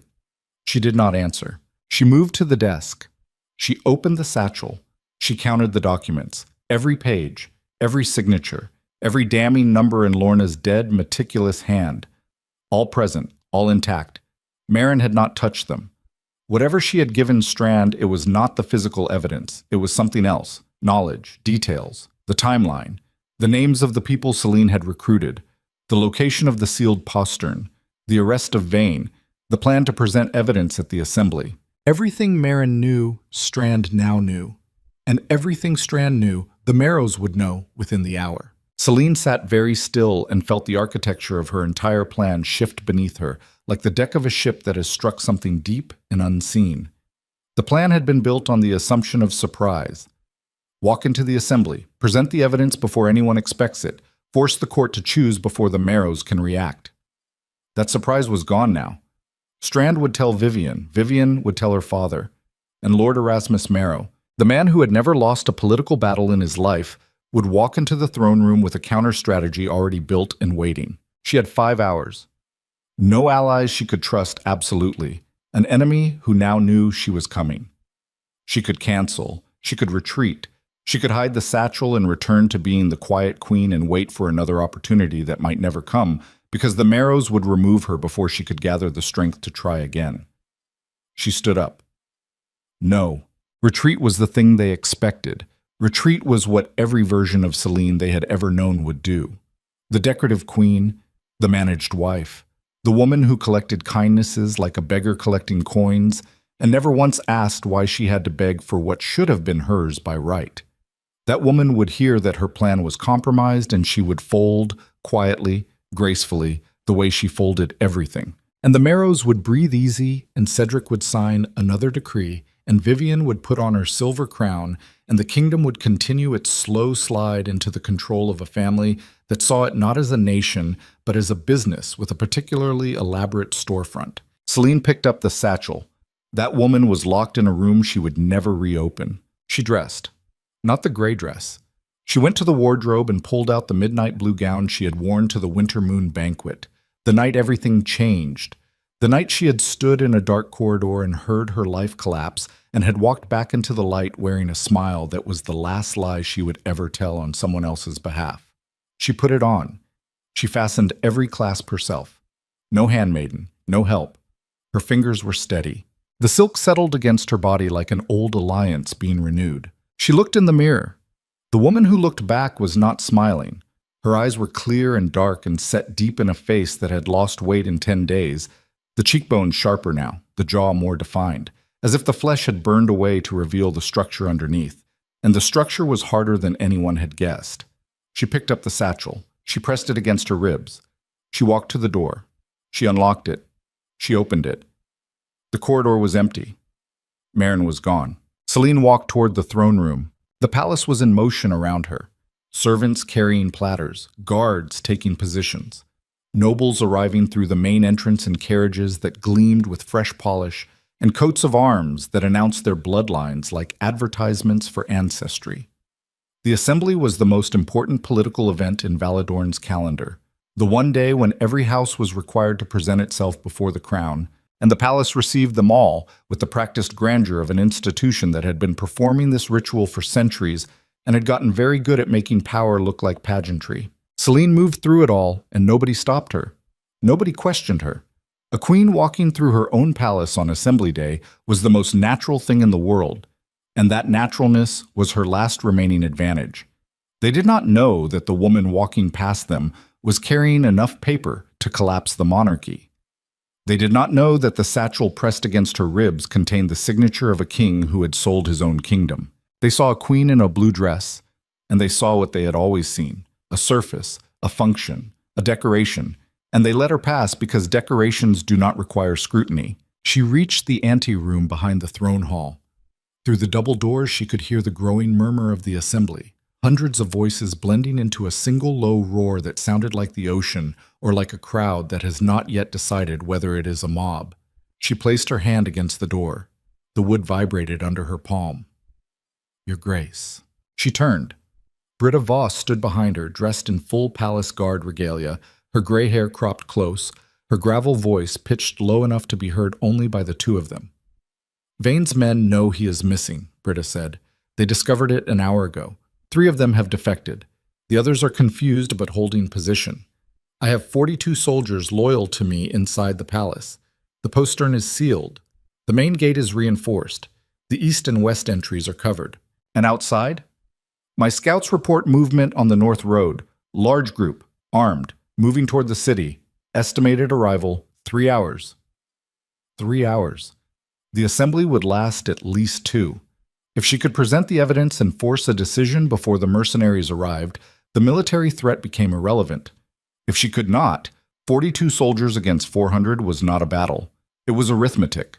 "There is something else," Britta said. Her face was carved stone, but her eyes betrayed something underneath. A flicker. The briefest disruption in the surface of a woman who had trained herself to show nothing. "Marin came to me this morning. She told me everything, about Strand, about what she gave him." Celine's breath caught. She held it for 1 second, 2, 3, then released it. "What did she tell you?"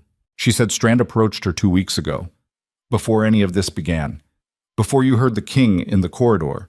Strand told her the Marrows were going to take the throne and that anyone who was not aligned with them would be removed. He offered her safety, money, a position in the new queen's household. She accepted because she was afraid." "Afraid? She is a servant, Your Grace, a handmaiden. She has no lands, no title, no family with soldiers. When powerful men tell women like Marin that the world is about to change, they do not ask for permission. They give instructions." Celine stared at the door in front of her. The murmur of the assembly pressed against the wood like a living thing trying to get through. What exactly did she give Strand? The timeline, the names, the plan to present evidence at the assembly. She did not know the specific contents of the documents because you never showed them to her. She knew the shape of the plan, but not its substance.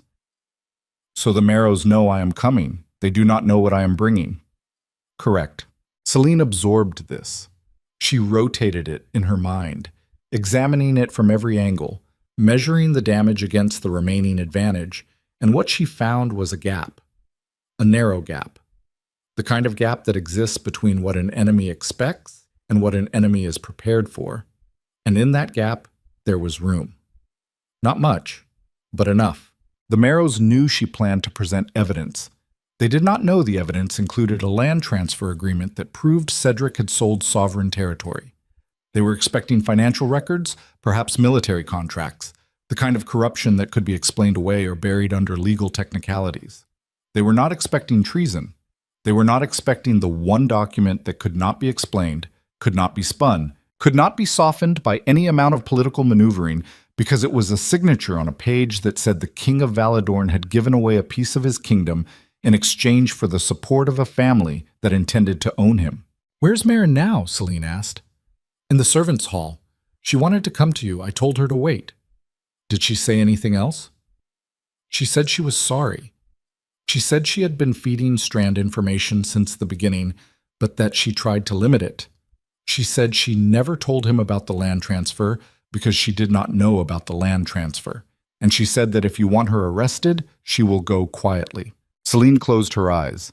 Behind the darkness, she saw Marin's face, the sharp bones, the bird-quick eyes, the hand that had gripped hers for 3 seconds in the candlelight and then let go. She saw 5 years of loyalty and 5 years of betrayal occupying the same body, wearing the same face, and she understood, in a way that she had not understood before this moment, that people are not single things. They are not loyal or disloyal. They are not brave or cowardly. They are all of it, simultaneously, a war inside a skin, and the side that wins depends on which side is fed and which side is starved. And Marin had been starved of safety for so long that when someone offered it, even someone like Strand, she had eaten it without tasting the poison. Celine opened her eyes. Tell her she is not arrested. Tell her she can watch from the gallery if she wants. And tell her that when this is over, she and I will sit in a room together and she will tell me everything, and I will listen, and then I will decide what happens next. But not now. Now I have a throne room to walk into. Britta nodded. Something passed across her face, quick and hard, like light reflecting off a blade. Your Grace. Yes. Whatever happens in there, my soldiers hold the palace. You have my word. I know. Celine turned to the double doors. She placed both hands flat against the wood. She could feel the vibration of 300 voices on the other side, the collected weight of every noble house in Valadorn, every alliance and every grudge and every calculation that had been running beneath the surface of this kingdom for decades. In a few minutes, she would walk through these doors and set fire to all of it. There would be no going back, no retreat, no version of the future that looked like the past. She pushed the doors open. The throne room of Blackthorn Palace was built to intimidate. Vaulted ceilings that disappeared into shadow, marble columns thick as ancient trees, banners hanging from iron brackets, each one bearing the crest of a noble house, each one a declaration of blood and history, and the particular kind of pride that comes from having survived long enough to have a crest worth hanging. The room was full. Every bench occupied, every gallery seat taken. The noise was immense, a wall of conversation that hit Celine as she stepped through the doors and walked down the central aisle toward the throne. She saw everything. Lord Harwick in the third row, his fat face red with wine already. Duchess Alara near the front, her smile perfectly calibrated. The 3 purchased council members seated together, their eyes sliding toward Lord Strand, who sat at the council table with his thin mouth set in a line that betrayed nothing. And at the end of the first row, positioned like a statement, Lord Erasmus Marrow himself. She had never seen him this close. He was smaller than she expected. A compact man in his 60s with silver hair and a face that belonged on a coin, all hard lines and sharp angles, the face of a man who had spent a lifetime turning other people's weaknesses into his own wealth. His eyes found hers as she walked down the aisle, and they were green, the same green as Vivian's, and they held the same predatory intelligence, but older, colder, weathered by decades of victories that had taught him to see the world as a chessboard, and everyone in it as a piece to be moved or removed. He watched her pass. He did not blink. He did not nod. He studied her the way a hawk studies a field, looking for movement, looking for the small telltale signs of prey. Celine did not look away. She met his gaze and held it for exactly 2 steps, long enough to register, short enough to deny, and then she faced forward and continued toward the throne. Cedric was already seated. He wore the crown. He wore the ceremonial armor. He wore the expression of a man who believes he is in control of the room and does not notice that the room has already been arranged by someone else. Beside him, 1 step down and to the right, stood Vivian Marrow. Silver dress, silver clasps, copper hair catching the light from the high windows. She looked like a queen. She stood like a queen. She had been dressed and positioned with the precision of a woman who intended the image to become reality before the sun went down. Celine took her position on the left side of the throne, the queen's position, the position she had occupied at every assembly for 7 years, standing 1 step below her husband, visible but peripheral, present but silent. She felt the satchel against her ribs, her heartbeat pressed against the leather. The assembly master struck his staff against the marble floor. The sound rang through the hall like a bell, and the noise of 300 voices dropped to a murmur and then to silence. Lords and ladies of Valadorn, the Royal Succession Assembly is convened under the authority of King Cedric III of House Valmont. All houses are present. All oaths are witnessed. The king will address the assembly. Cedric stood. The crown caught the light. He looked out over the room, and Celine watched him the way she had watched him for 10 days, not as a wife watching a husband, but as an opponent measuring a threat. And she saw the rehearsed steadiness in his jaw, the memorized cadence of his breathing, the way his hands rested at his sides with a casualness that was itself a performance. Lords and ladies, thank you for your presence. This assembly gathers at a time of great significance for our kingdom. His voice carried well. It always had. That was one of the things that had made him convincing. The voice, rich and warm, the voice of a man who sounds like a king, even when he is saying nothing of substance. Valadorn faces challenges. Our borders require vigilance. Our trade routes require protection. Our alliances require renewal.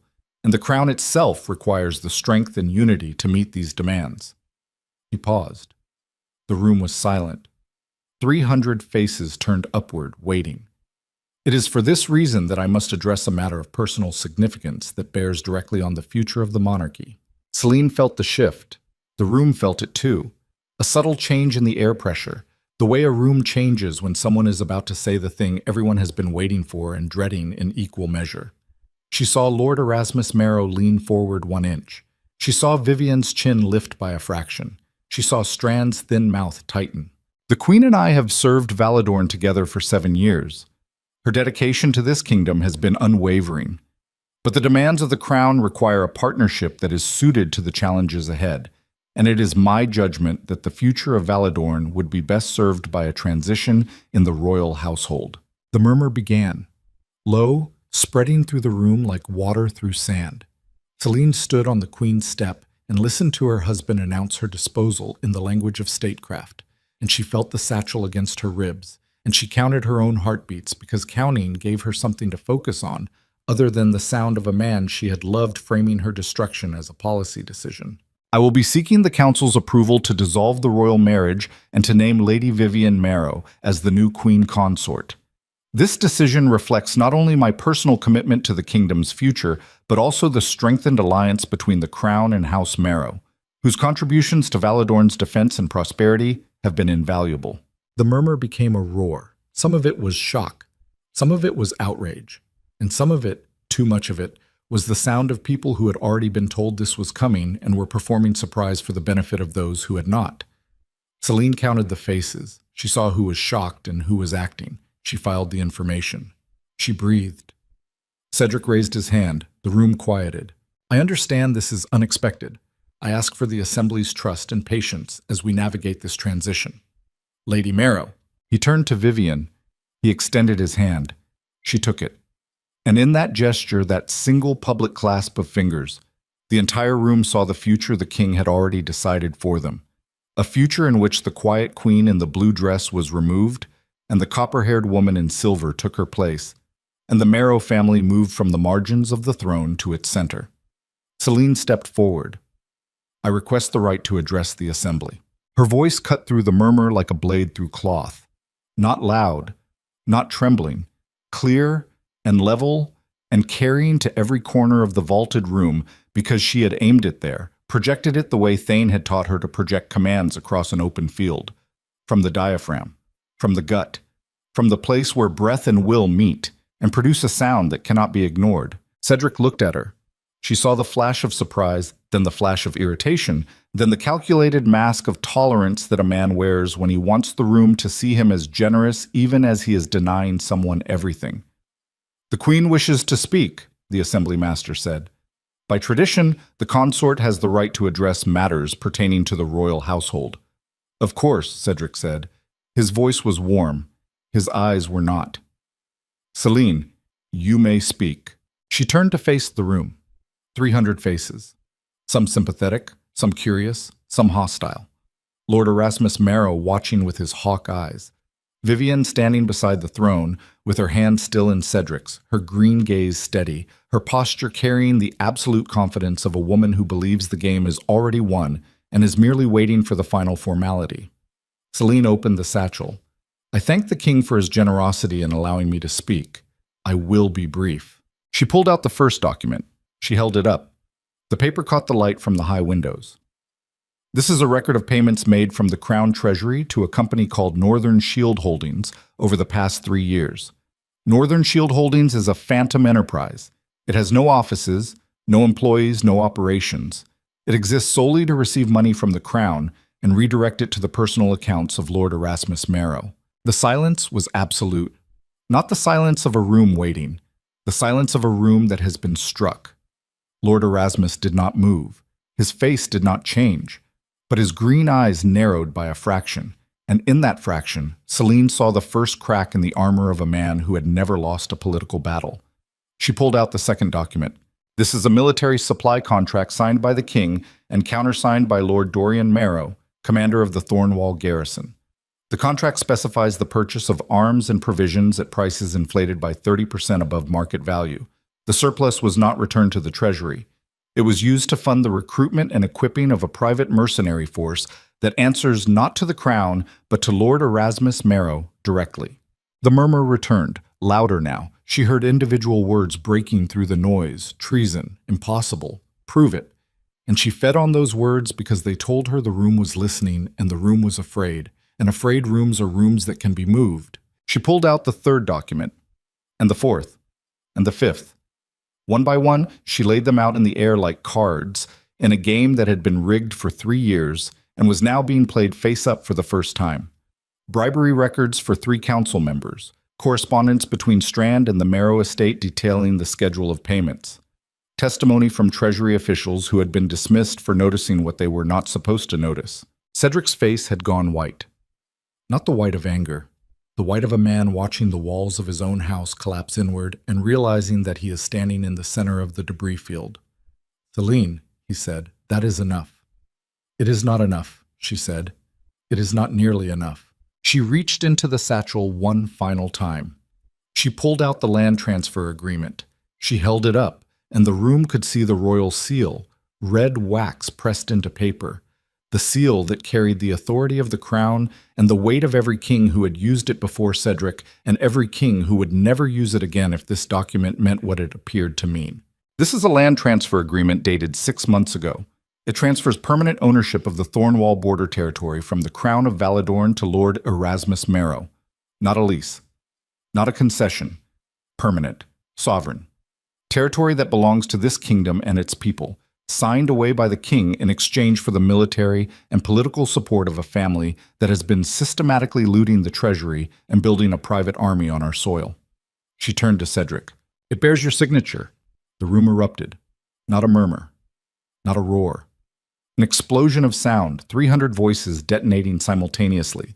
The sound of a political class that has just been shown the foundations of its world and discovered they are made of rot. Nobles stood from their benches, hands pointed, faces contorted. The assembly master struck his staff against the marble, but the sound was swallowed by the chaos.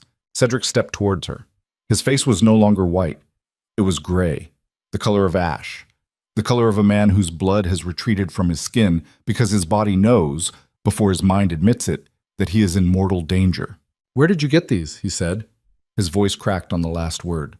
She heard it. The room heard it.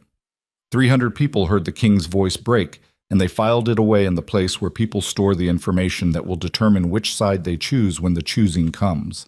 "From the people you silenced," Celine said. "From the bookkeeper you dismissed. From the investigator your allies murdered. From the records your chief advisor tried to destroy. You silenced them, Cedric, but paper remembers what people forget." Lord Erasmus Marrow stood. The movement was slow and controlled, the movement of a man who has spent a lifetime dominating rooms and does not intend to stop now. His voice, when he spoke, carried the authority of old money and older contempt. "These documents are forgeries," he said. "The Queen is a desperate woman making desperate accusations to preserve a position she has already lost. I demand that the Council examine these papers before any further claims are made." "Examine them," Celine said. She turned to face him directly, and the distance between them was the length of the throne room and the width of everything that separated a queen who had been invisible and a lord who had been untouchable. Examine every page, every signature, every number. Invite your own experts. I welcome it. Because the truth about these documents is not in my words. It is in the ink, and the ink does not lie. Erasmus held her gaze. The hawk eyes did not blink. But she saw his jaw tighten, and she saw his hand close at his side, and she saw, in the almost imperceptible shift of his weight from his left foot to his right, the adjustment of a man who has just realized that the prey he was watching from above has teeth. Vivian stepped forward. Her silver dress caught the light. Her face was composed in an expression of wounded dignity that was technically flawless and emotionally hollow. "This is a performance," Vivian said. Her voice was steady but pitched higher than usual, a semitone of stress that most people would not notice, but Celine noticed because she had spent 10 days learning to read the spaces between what people said and what they meant. A bitter woman using fabricated evidence to obstruct the king's lawful authority. The assembly should not entertain this charade. Celine looked at her. She looked at the silver dress, and the copper hair, and the green eyes, and the perfect posture, and she saw beneath all of it the same thing she had always seen. A woman who had been taught that the world belonged to those who took it, and that taking was not theft if you did it wearing silk. "Then let the assembly examine the king's own seal," Celine said. She held up the land transfer. "Let the king himself deny his own signature. Let him stand before this room and say that the hand that signed this document was not his." Every eye in the room turned to Cedric. He stood beside the throne. The crown was on his head. The ceremonial armor was on his body. He was dressed as a king. He was positioned as a king. And he looked in that moment less like a king than he had ever looked in his life. He looked like a man who had been caught in a current he did not know existed and carried to a place he did not recognize. And the shore he was looking for was behind him, and he could not swim back. "I signed documents," he said. His voice was careful now, measured, the voice of a man picking his way through a room full of broken glass. "I signed many documents. The king signs hundreds of decrees. I cannot be expected to recall every detail of every agreement." "You cannot recall signing away sovereign territory?" Celine said. She did not raise her voice. She did not need to. The room was so quiet that her words fell into the silence like stones into still water, each one sending ripples that reached every wall. The terms were complex. I was advised that the transfer was temporary, a security arrangement. Lord Strand assured me that the legal framework was sound. Lord Strand, seated at the council table, went very still, the thin mouth compressed into a line so tight it nearly disappeared. He had been named, in public, by the king. And naming, in the politics of Valadorn, was the same as pointing, and pointing was the same as aiming, and the room understood this because the room had been playing this game long before Celine learned the rules. "Lord Strand advised you," Celine repeated. She turned to the council table. "Lord Strand, did you advise the king that a permanent transfer of sovereign territory to a private citizen was a temporary security arrangement?" Strand's eyes moved, left to Erasmus, right to Cedric, back to Celine. The calculations were visible on his face, the rapid, desperate mathematics of a man measuring the distance between multiple falling walls and trying to determine which one would crush him first. "The arrangement was discussed in council," Strand said. His voice was thin as wire. "The details were complex.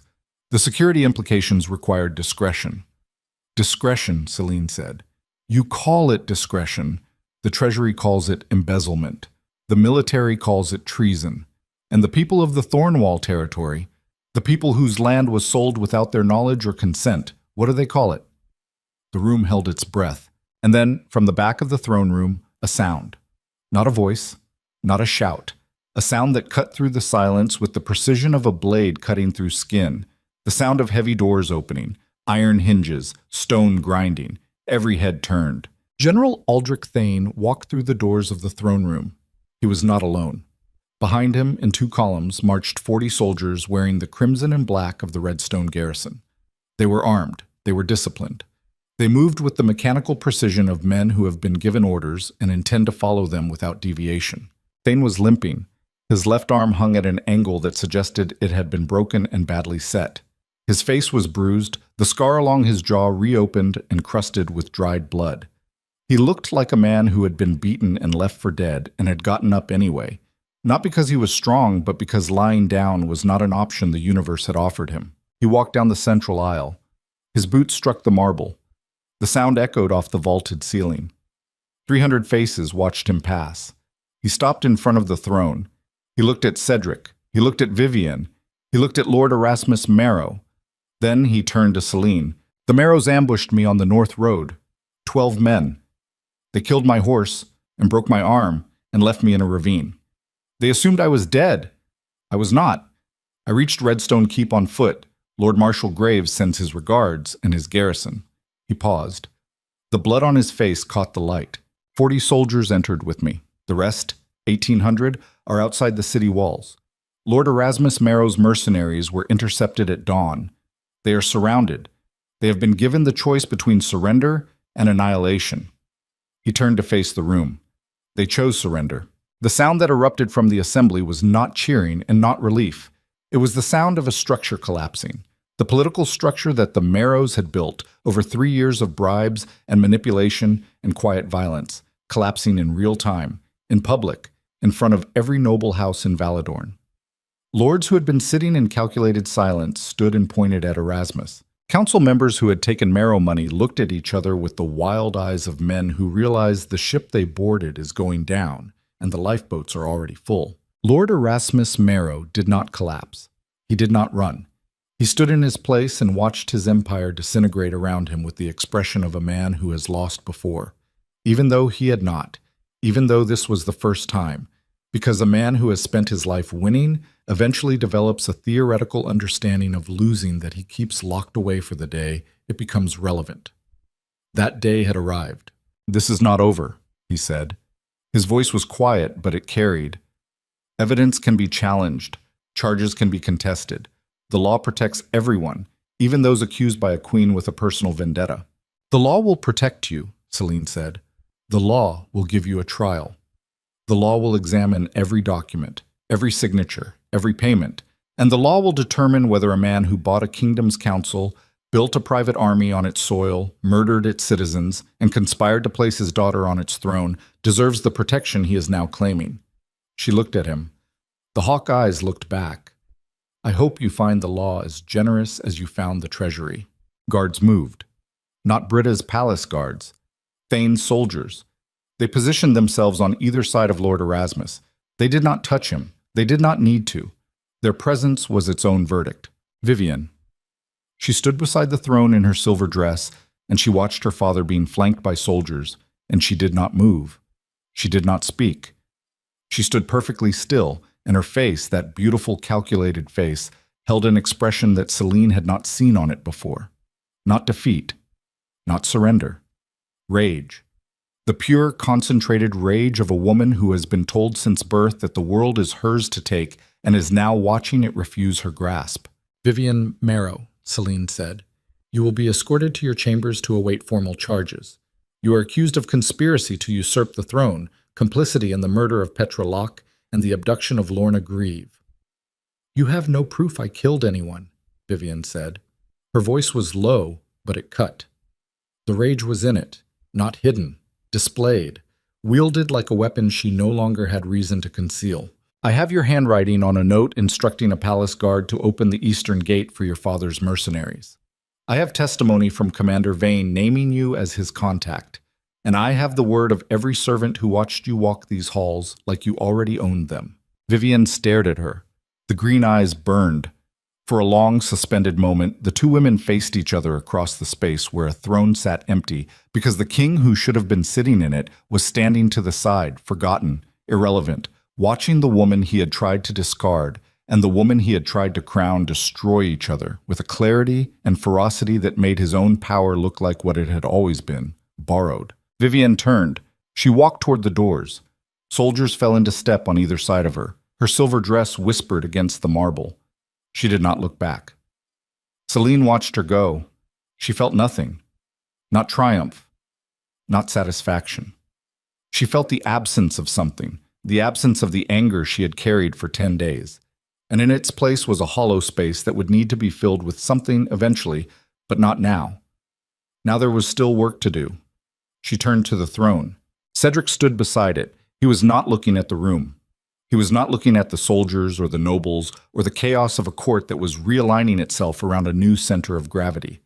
He was looking at Celine, and in his eyes she saw something she had been looking for without knowing it, something she had wanted for 7 years and no longer needed. He saw her. For the first time, he actually saw her. Not the surface, not the function, not the decoration. Her. The woman who had overheard his betrayal and instead of breaking had rebuilt herself around the fracture line and come back harder and sharper and more dangerous than anything he had ever imagined she could be. And in his eyes, behind the recognition, behind the shock, behind the gray exhaustion of a man whose world has been unmade in the space of an hour, she saw fear. He was afraid of her, not the casual, dismissive fear of a man who is annoyed by his wife's questions. The real, marrow-deep fear of a man who is looking at someone he underestimated for 7 years and understanding, too late, that the underestimation was the most dangerous mistake of his life. "Cedric," she said. He flinched. She had never seen him flinch before. Not at council meetings, not at military briefings, not at any of the ceremonial functions where kings are required to stand firm and look steady. He flinched at the sound of his own name in his wife's mouth. And that flinch told Celine everything she needed to know about the balance of power in the room. "The assembly will now address the matter of the crown," Celine said. She turned to the room. Her voice filled it. "The king signed a document transferring sovereign territory to a private citizen. By the laws of Valadorn, this constitutes a violation of the coronation oath. The council will convene within 48 hours to determine the appropriate response." She looked at Cedric one more time. "You may keep the crown tonight," she said. "But you will answer for every signature." She stepped down from the throne platform. She walked down the central aisle. 300 faces turned to watch her pass. She did not nod. She did not smile. She walked with the satchel pressed against her ribs, and the sound of her own heartbeat in her ears, and the weight of a kingdom settling onto her shoulders, like a garment she had not chosen but would not refuse. She reached the doors. She pushed them open. The corridor beyond was bright with morning light. The kind of light that arrives after a storm has passed, and the air is clean and sharp, and every surface gleams with the residue of what the storm has washed away. Behind her, in the throne room, the assembly master struck his staff against the marble and called for order. The sound echoed and faded. The noise of 300 voices rose and fell like a tide. And then, from behind the noise, from behind the chaos, and the shouting and the sound of a court tearing itself apart and putting itself back together in a new configuration, she heard a sound that stopped her in the corridor and turned her blood to ice. A horn, deep and sustained and coming from outside the palace walls. Not Thane's soldiers. They were already inside. Not the Marrow mercenaries. They had surrendered. This was a different horn, a different army, a sound she did not recognize, arriving from a direction she had not anticipated, and as it faded into the morning air, Britta appeared at the end of the corridor with a face that had lost every trace of its habitual composure.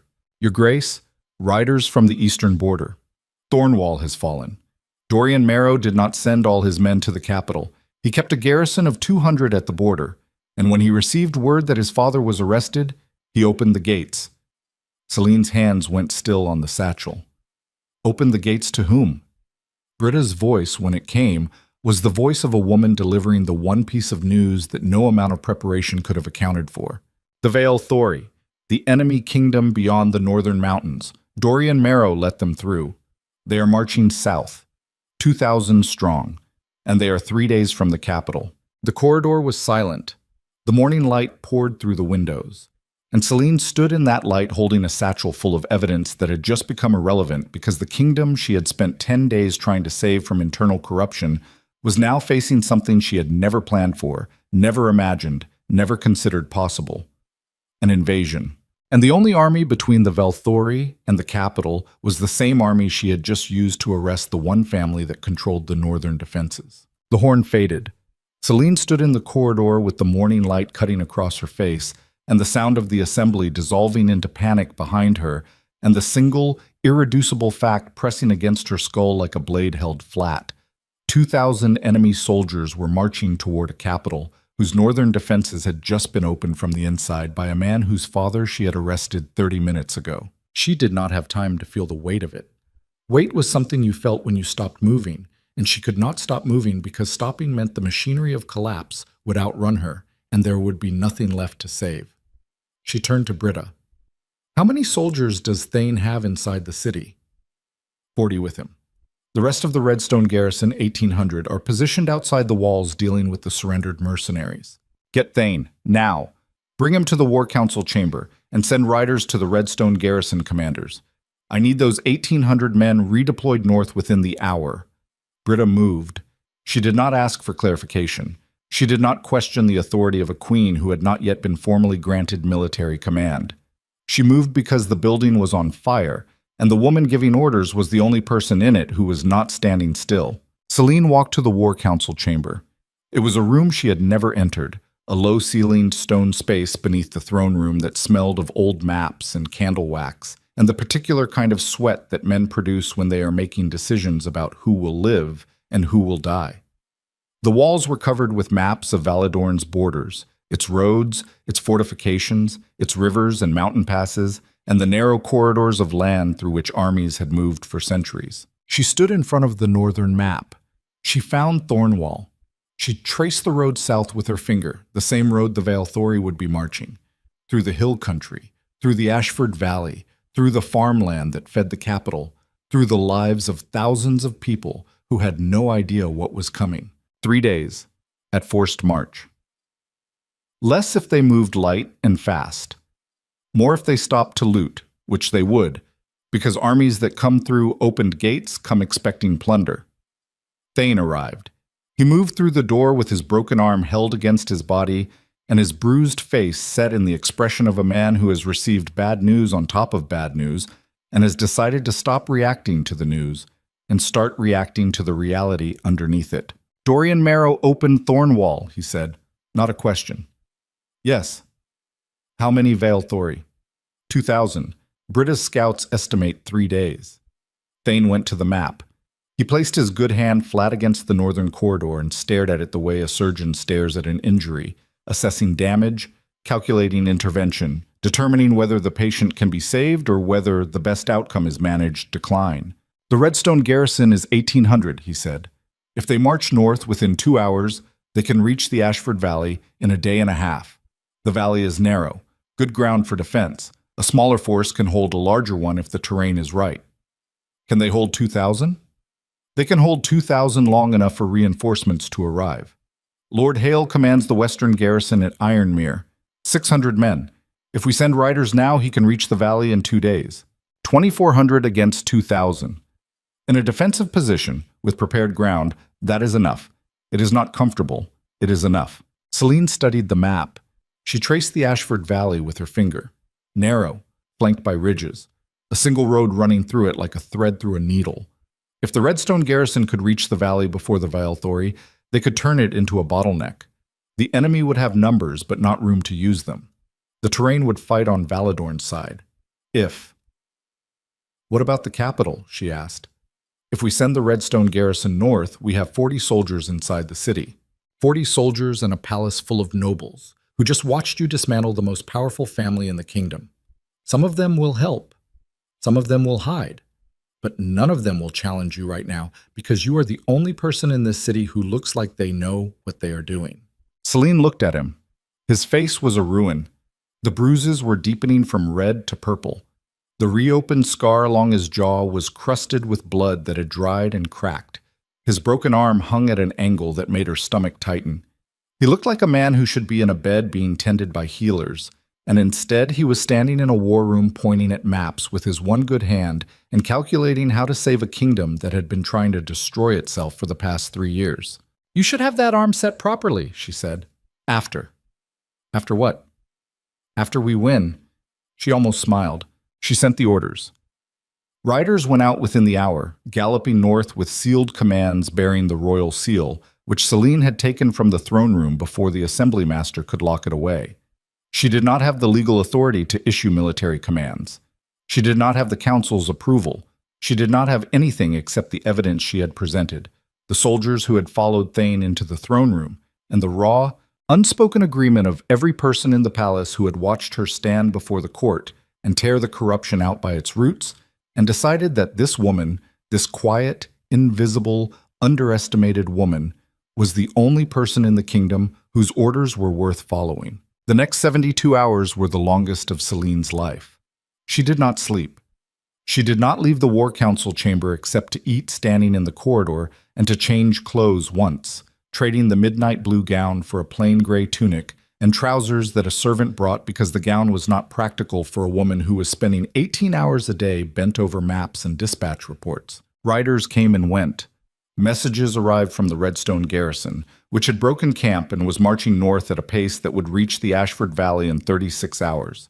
Messages arrived from Lord Hale at Ironmere, who had mobilized his 600 men without hesitation because the dispatch carried the royal seal, and Lord Hale was, as Thane had said, loyal to the institution of the crown, regardless of who was wearing it. Messages arrived from scouts on the North Road, tracking the Velthori advance, reporting their speed, their numbers, their equipment, the mood of their soldiers, which was reported as hungry, confident, and undisciplined, which meant they were dangerous in a charge, but vulnerable in a prolonged engagement. On the second day, a message arrived from Dorian Marrow. It was addressed to the king, but Selene opened it because the king was in his chambers and had not emerged since the assembly, and the kingdom could not wait for a man who was hiding from the consequences of his own signature. The message was brief. Dorian Marrow demanded the release of his father and sister. If his demands were not met within 24 hours, he would join the Velthori assault on the capital. He had retained 200 soldiers at Thornwall. 202,000 made 2,200. The mathematics of the situation were shifting. Selene read the message. She set it down. She looked at Thane. "He is bluffing," Thane said. "Dorian's 200 are garrison soldiers. They are trained to hold walls, not to march. If he leaves Thornwall, he abandons the only defensible position he has, and the Velthori will not share their spoils with a traitor who opened the gate. Dorian is valuable to them as a gatekeeper. As a marching partner, he is a liability. And if he is not bluffing, then we have 2,200 enemy soldiers instead of 2,000, and the math gets worse, but the strategy stays the same. The Ashford Valley does not care how many men are trying to push through it. It only cares how many can fit at a time." On the evening of the second day, Selene left the War Council chamber and walked through the palace. It was quiet. The nobles who had attended the assembly were still in the city, most of them confined to their guest quarters by their own uncertainty, unwilling to leave until they knew which way the wind was blowing, and equally unwilling to commit to anything until the wind made the decision for them. The servants moved through the corridors with the hushed efficiency of people who sense that the world has changed and are waiting to be told the shape of the new one. She found herself at the door to the royal chambers. She did not plan to go there. Her feet carried her the way feet carry people to the places where their unfinished business lives, without permission and without explanation. She knocked. Not 3-2-1. A simple knock. 2 knuckles against wood. No answer. She opened the door. Cedric was sitting in the dark. The curtains were drawn. The fire was out. He sat in a chair by the cold hearth with his hands on his knees and his head bowed and the crown on the table beside him, removed, set down, abandoned like a hat that no longer fits. He looked up when she entered. His face in the dim light was the face of a man who has aged 10 years in 2 days. The blue eyes that she had once written about in her journal were dull and rimmed with red. He had been crying, or drinking, or both, and the distinction did not matter because the result was the same. A man reduced to the raw material of himself, stripped of the title and the armor and the ceremonial confidence that had allowed him to stand in front of 300 people and announce the disposal of his wife like a policy adjustment. "Selene," his voice was a wreck. She stood in the doorway. She did not sit. She did not move closer. "The Velthori are 2 days from the capital," she said. "The Redstone garrison is moving to intercept them in the Ashford Valley. Lord Hale is marching from Ironmere with 600 men. If the defense holds, the invasion will be stopped before it reaches the farmlands." He stared at her. "You did this," he said. Not an accusation, an observation, the dull, stunned recognition of a man who is seeing clearly for the first time and does not like what clarity shows him. "I did what was necessary. I meant all of it, the assembly, the evidence, the soldiers. You did all of it." Someone had to. He closed his eyes. His hands tightened on his knees. She watched the tendons in his wrists strain and relax and strain again, the physical manifestation of a man wrestling with something inside himself that did not want to be acknowledged. "I loved her," he said. The words sat in the dark room like a confession offered to the wrong person. "I know," Celine said. Not more than you. I need you to understand that, not more. That does not matter anymore, Cedric. It matters to me. Then it matters to you. It does not change what happened. It does not change what you signed. It does not change the fact that while you were loving her, she was dismantling your kingdom and you were holding the door open. He flinched. The same flinch she had seen in the throne room. The involuntary contraction of a man who is being hit with something he cannot block, because the thing hitting him is the truth, and the truth does not have a direction you can dodge. What happens to me? He asked. The council will convene when the invasion is resolved. You will face charges. The severity will depend on what the investigation reveals about your knowledge and intent. And if I abdicate? The word hung in the air. Abdicate. The final surrender. The public admission that the man wearing the crown was not fit to carry its weight. Celine looked at him. She looked at the man she had married, the nervous boy who had stumbled over his vows, the young king who had held her hand at their first assembly and whispered that he was glad she was beside him, the husband who had slowly, imperceptibly, day by day, year by year, traded the woman who loved him for the woman who wanted what he could give, and had called it growth, called it evolution, called it the necessary complexity of a king's heart, when what it really was, what it had always been, was the cowardice of a man who could not face the ordinary, unglamorous work of loving someone who was real instead of someone who was new. She had spent 7 years trying to be enough for this man.